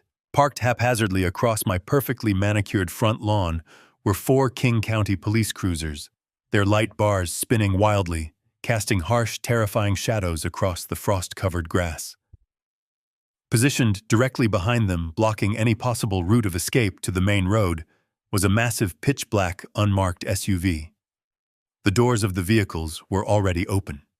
Uniformed officers were swiftly moving to secure the perimeter of the property, jogging toward the back patio to ensure no one could slip away toward the freezing water of the lake. Derek let out a choked, breathless gasp. His chest began to heave as his breathing turned incredibly shallow and frantic. He stumbled backward from the window, his eyes wide with sheer terror. 2 commanding figures stepped out of the unmarked SUV. They were not local police officers. They wore dark tactical pants, heavy boots, and navy blue windbreakers with 3 bright yellow letters printed boldly across the back. The Federal Bureau of Investigation had officially arrived. They walked up the paved walkway toward the front porch with a terrifying synchronized purpose. They did not look like men who were here to ask polite questions about a database error. They looked like men who were here to completely dismantle a criminal enterprise. From the top of the wooden staircase, a sharp, irritated voice pierced the tense silence. "What on earth is all that ridiculous racket?" Monica complained loudly. She was slowly walking down the stairs, tying the belt of her designer velvet robe, her hair wrapped tightly in a silk towel. "Who is banging on the door at this ungodly hour? Tell them to go away, Derek." But as she reached the bottom landing, the flashing red and blue lights illuminated her face. She stopped dead in her tracks.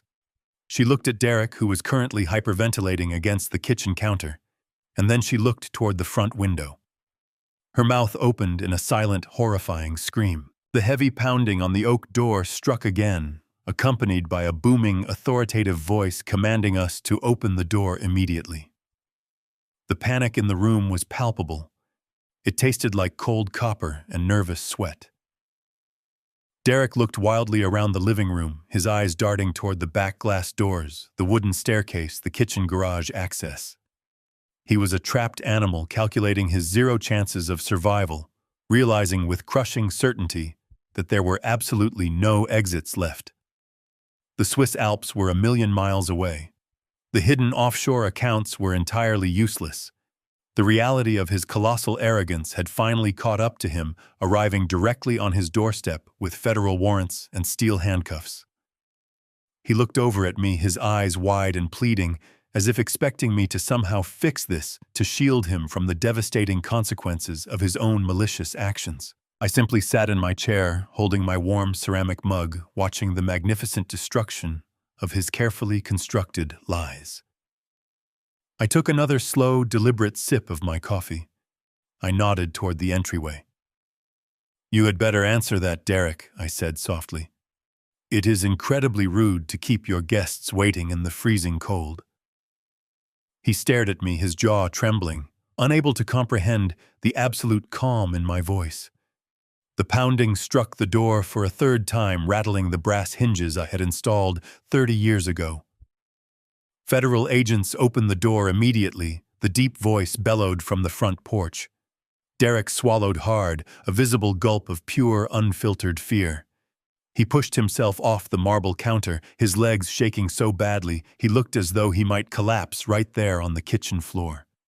He took one agonizingly slow step toward the entryway, then another, moving like a condemned man walking toward the gallows. Monica remained frozen on the staircase, clutching the wooden banister with white knuckles, tears of absolute panic already beginning to stream down her perfectly moisturized face. The beautiful, opulent lake house with its expensive champagne bottles and its sweeping views of the water had instantly transformed into an inescapable federal trap. Every single lie they had told, every forged document they had filed, and every cruel joke they had made at my expense was hovering in the air, waiting to crash down upon them. Derek reached the entryway. His trembling hand hovered over the heavy brass deadbolt. He closed his eyes, taking one last desperate breath of freedom, before his fingers finally grasped the cold metal lock. With a loud metallic click, Derek slid the deadbolt back and pulled the heavy oak door open. A blast of freezing winter wind immediately swept into the house, carrying with it the undeniable presence of absolute authority. Standing on the porch were two towering federal agents, their faces completely devoid of any emotion or sympathy. Behind them, the uniformed officers stood with their hands resting cautiously on their heavy duty belts. Derek immediately raised his hands in a placating gesture, plastering a sickening artificial smile onto his pale, sweating face. He fell back on the only weapon he thought he had left in his arsenal. He tried to manipulate them. He tried to play the role of the tragic, responsible son, protecting his broken family from a massive misunderstanding.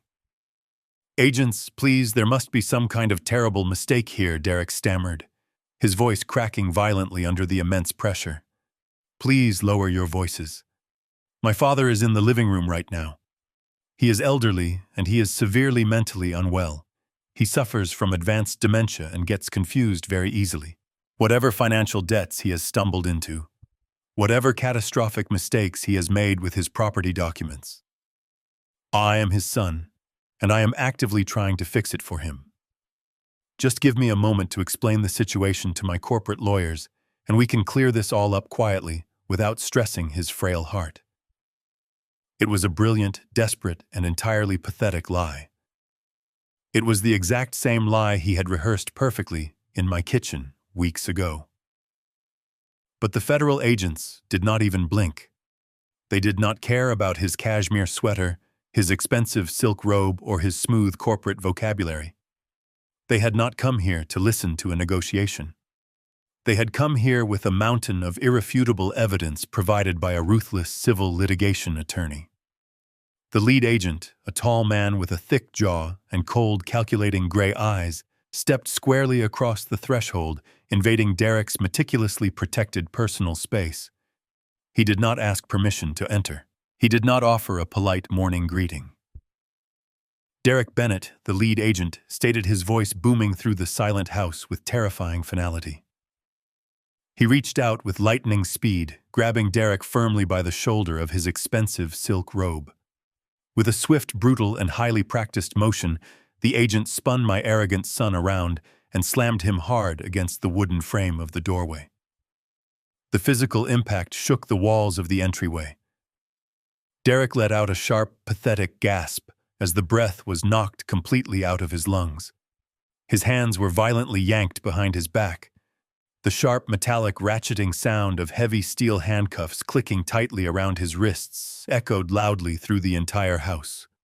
"You are under arrest for federal wire fraud, aggravated identity theft, forgery of legal documents, and international money laundering." The agent recited, his tone as cold and unforgiving as the Seattle winter wind. A piercing, hysterical scream shattered the morning air.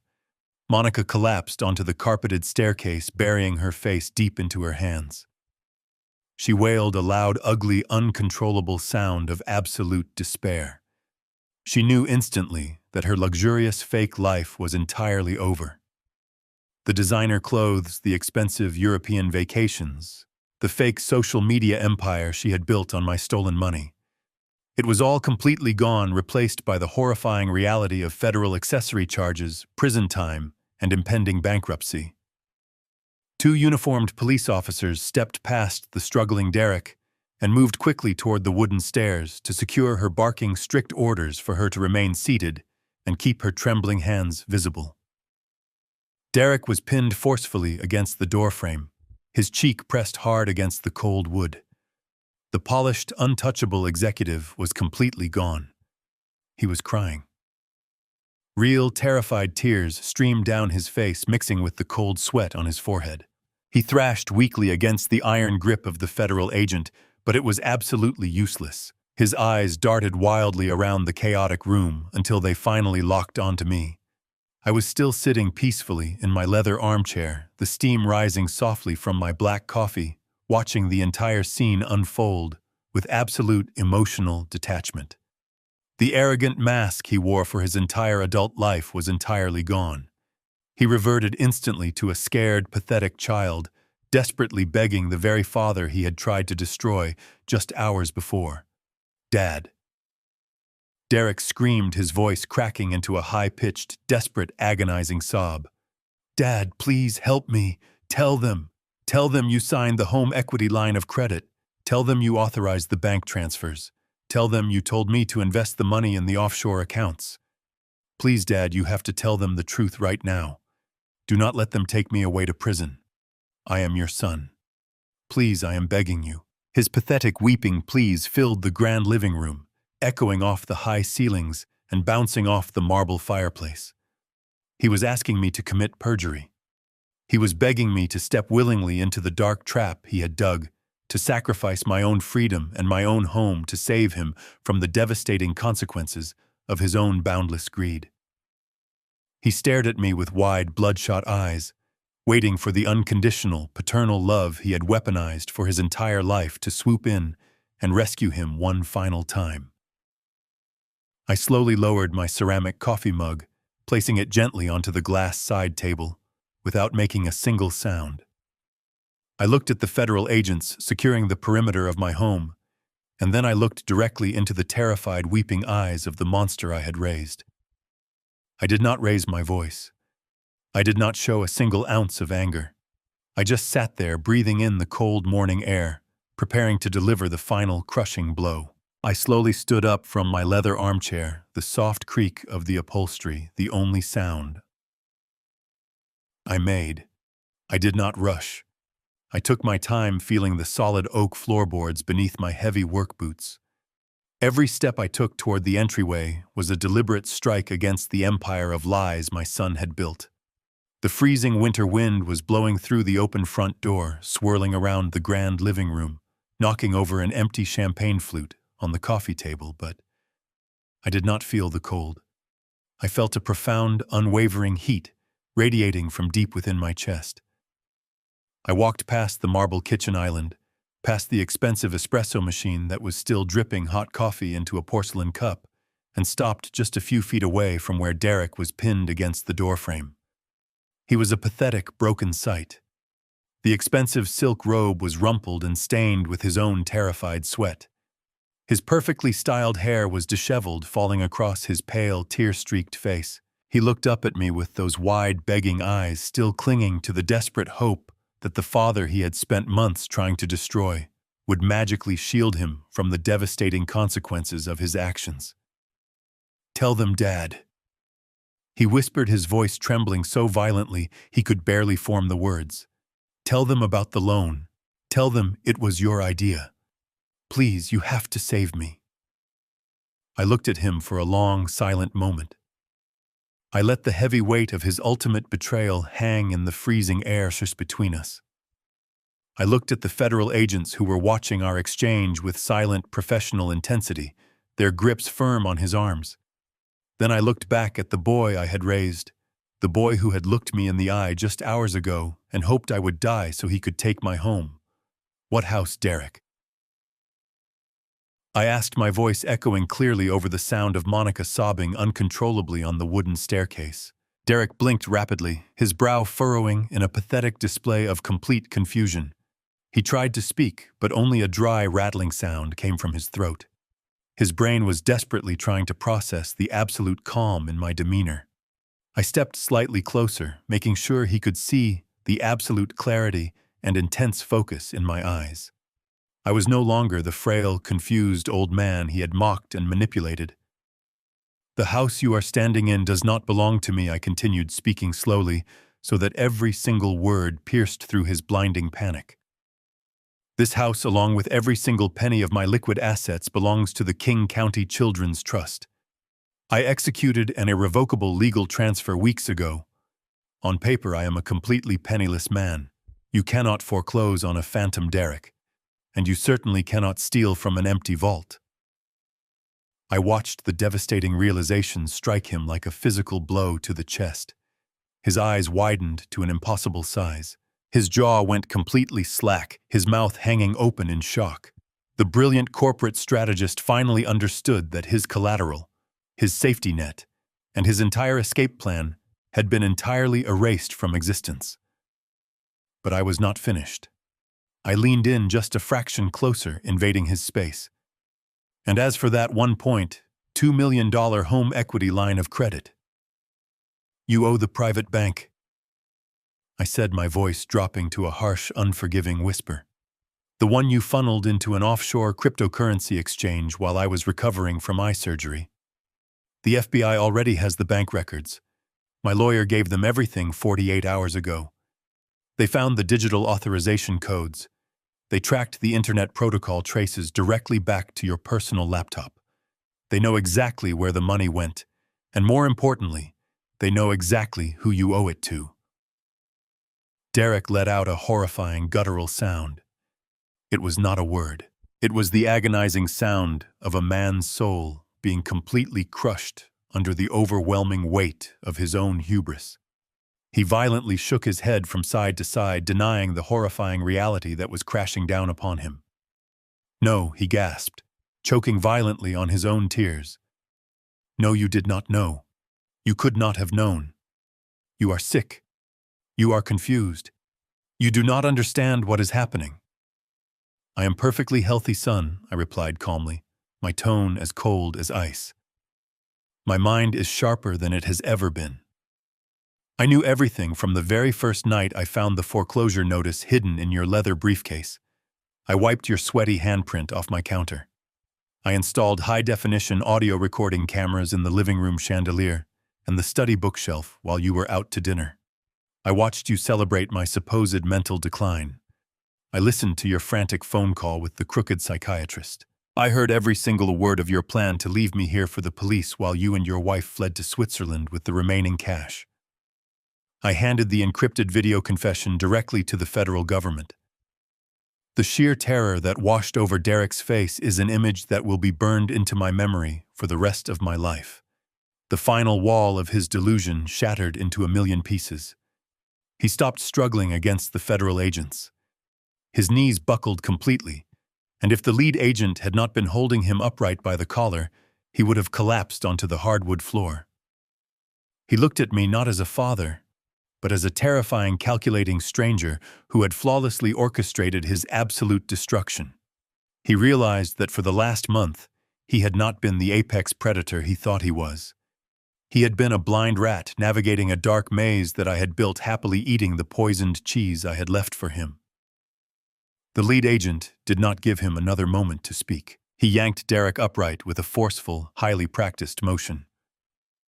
"Let us go!"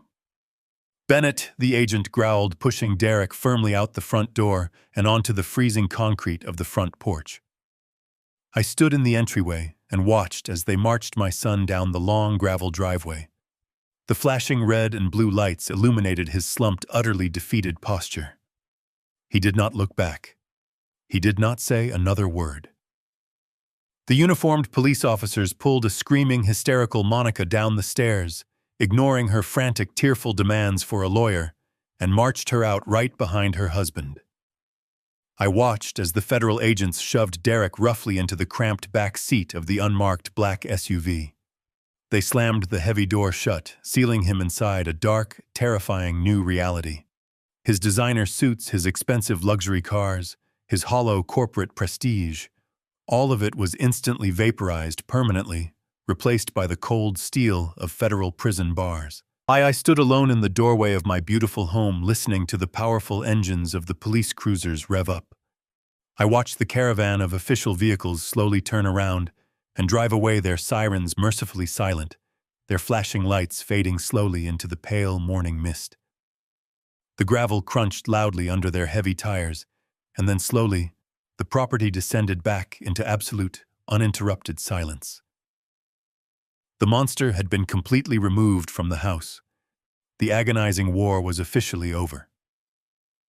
6 months passed since that freezing January morning. The changing of the seasons brought a slow, methodical rhythm to my days, replacing the chaotic, suffocating dread that had previously consumed my life. The bitter winter winds eventually gave way to the gentle, warm breezes of a Seattle spring, and with that warmth came the final, undeniable closure of the legal battle. I found myself sitting in the familiar mahogany-paneled office of my oldest friend, Bradley Pierce. The heavy wooden desk between us was no longer covered in terrifying foreclosure notices or fraudulent bank statements. Instead, sitting perfectly centered on the polished surface was a single thick manila folder containing the final sentencing report from the federal court. Bradley picked up the document, adjusting his silver-framed glasses. He did not smile, but there was a deep, resonant satisfaction in his eyes. He read the final verdict aloud, his voice steady and official. Derek Bennett was found guilty on all counts. The federal judge did not show a single ounce of leniency. Despite the expensive legal team Derek initially tried to hire, the mountain of evidence we had meticulously gathered proved to be entirely insurmountable. The high-definition video confession, the internet protocol addresses the forged loan documents, and the offshore wire transfers painted a vivid, undeniable picture of a man entirely consumed by his own malicious greed. Because his actions involved defrauding a federally insured bank and laundering the proceeds through an unregulated international syndicate, the mandatory minimums were brutal. My son was sentenced to 12 years in a federal penitentiary. There would be no early parole. There would be no corporate bailout. The man who had worn custom-tailored Italian suits and mocked my calloused hands was now wearing a standard-issue orange jumpsuit stripped of his title, his wealth, and his freedom. I attended the final sentencing hearing. I sat in the back row of the quiet courtroom watching as the judge delivered the crushing blow. Derek did not look back at me. His shoulders were slumped. His head hung low, the absolute reality of a decade behind bars finally breaking his arrogant spirit. I felt a brief fleeting pang of sorrow, not for the criminal standing before the judge, but for the innocent little boy I used to take fishing on the lake. But that sorrow quickly faded, replaced by the stark realization that the boy was gone forever, and the man who replaced him fully deserved his cage. Monica, on the other hand, experienced a very different kind of destruction. When the federal agents raided their pristine luxury condo in Seattle, they found ample evidence tying her directly to the conspiracy. She was facing severe accessory charges and the terrifying prospect of serving her own lengthy prison sentence. But loyalty among thieves is a fragile, non-existent thing. The moment the federal prosecutors offered her a plea deal, she turned on her husband with breathtaking speed. She provided the investigators with every remaining detail of Derek's offshore accounts, turning over his private ledgers and throwing him completely to the wolves in exchange for her own freedom. She avoided a prison cell, but she did not escape her punishment. The federal government seized absolutely everything they owned to pay back the defrauded bank and settle the immense legal fines. The luxury condo was auctioned off. The sleek electric car was repossessed. Her bank accounts were frozen and entirely drained. The carefully curated fake life she had spent years building on social media shattered overnight. Her followers vanished when the news of the scandal broke, replacing her superficial admiration with public disgrace. Today, the woman who once looked at me with absolute disgust, the woman who complained about the noise of federal agents ruining her morning routine, is completely bankrupt. Bradley hired a private investigator to do one final check on her, just to ensure the loose ends were tied. He handed me a photograph across the desk. It showed Monica standing behind the greasy counter of a rundown diner on the outskirts of the city. She was wearing a stained polyester uniform, her perfectly manicured nails ruined by endless shifts of washing heavy dishes, and serving cheap coffee. She is currently working 60 hours a week just to make the minimum payments on her staggering, insurmountable credit card debt. She traded a life of unearned luxury for a life of grueling, humiliating labor, a perfect and poetic justice for a woman who thought she was entirely above the working class. With the legal dust completely settled, I found myself back where this entire story began. It was a beautiful, quiet summer evening. I was sitting on the wide wooden porch of the Bellevue Lake House, resting in my favorite leather armchair. The sun was setting over the water, painting the sky in breathtaking strokes of purple, orange, and gold. The air smelled of pine needles and fresh rain. The house was peaceful, but it was no longer empty. Over the last few months, the King County Children's Trust had officially taken over the administration of the property. I had worked closely with their board of directors to ensure the transition was seamless. I was allowed to live out the rest of my days in the small guest cottage on the edge of the property, a quiet, simple space that suited my needs perfectly. The main house, the massive $2.5 million fortress I had built with my own two hands, was currently being transformed. It was being renovated to serve as a permanent, safe group home for foster children who had nowhere else to go. As I sat on the porch, I could hear the faint, joyous sounds of children laughing and playing in the large backyard. I watched a group of young boys running across the green lawn, tossing a football back and forth. They were children who had known nothing but hardship, abandonment, and instability. Now they were sleeping in warm beds, eating in a grand kitchen, and living in a home that would never be taken away from them. I watched them play, and for the first time in years, my heart felt completely full. I had lost a son to the dark depths of greed, but I had gained a massive, beautiful family of souls who truly needed the shelter I had built. I kept my dignity, I protected my life's work, and I ensured that my legacy would not be defined by a massive federal crime, but by a profound act of charity. Sitting there listening to the gentle lapping of the water against the wooden dock, I took a deep breath of the cool evening air. I realized that my life was not ending. It was simply turning a new page.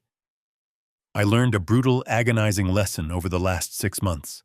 I learned that you cannot buy loyalty, no matter how much money you spend or how many houses you build, and you cannot love the greed out of a person.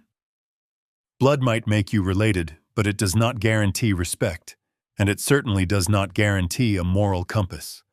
Sometimes the people you are supposed to trust the most are the ones holding the knife behind your back. But I also learned that you do not have to be a victim. You do not have to lay down and let toxic family members trample over your life just because you share a last name. I am 70 years old, and my life is just beginning again, this time with absolute peace. If you stood by my side through this journey, if you felt the anger, the betrayal, and the ultimate satisfaction of justice being served, please leave a comment below. Send a super thanks. If this story gave you the courage to stand up to toxic family members in your own life, do not ever let anyone make you feel small in the house you built. Subscribe to the channel, and I will see you in the next story. Stay strong.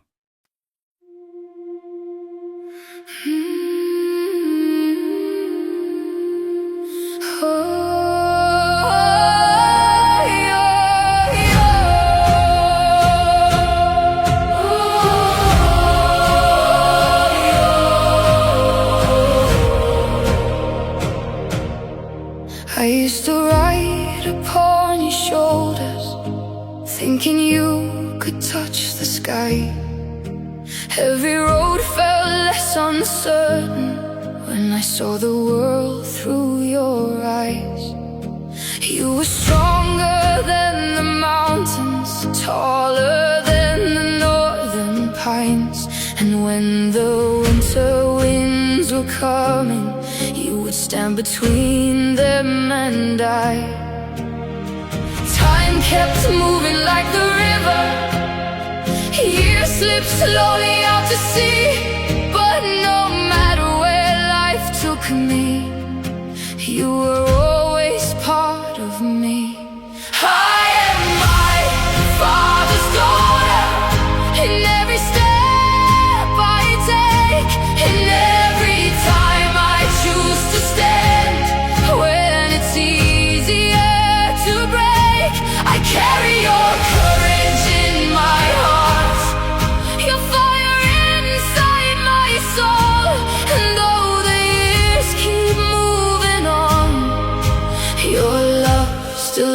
me home.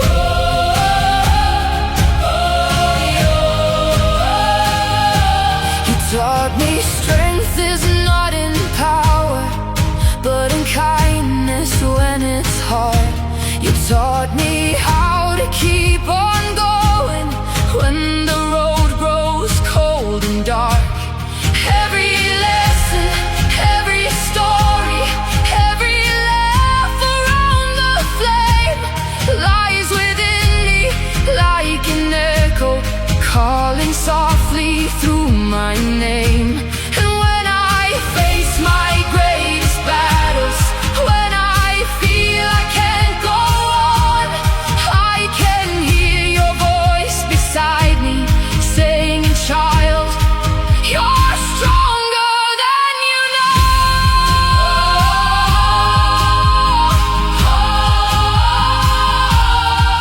I am my Father's daughter, in every step I take, in every time I choose to stand. When it's easier to break, I carry your courage in my heart, your fire inside my soul. And though the years keep moving on, your love still leads me home.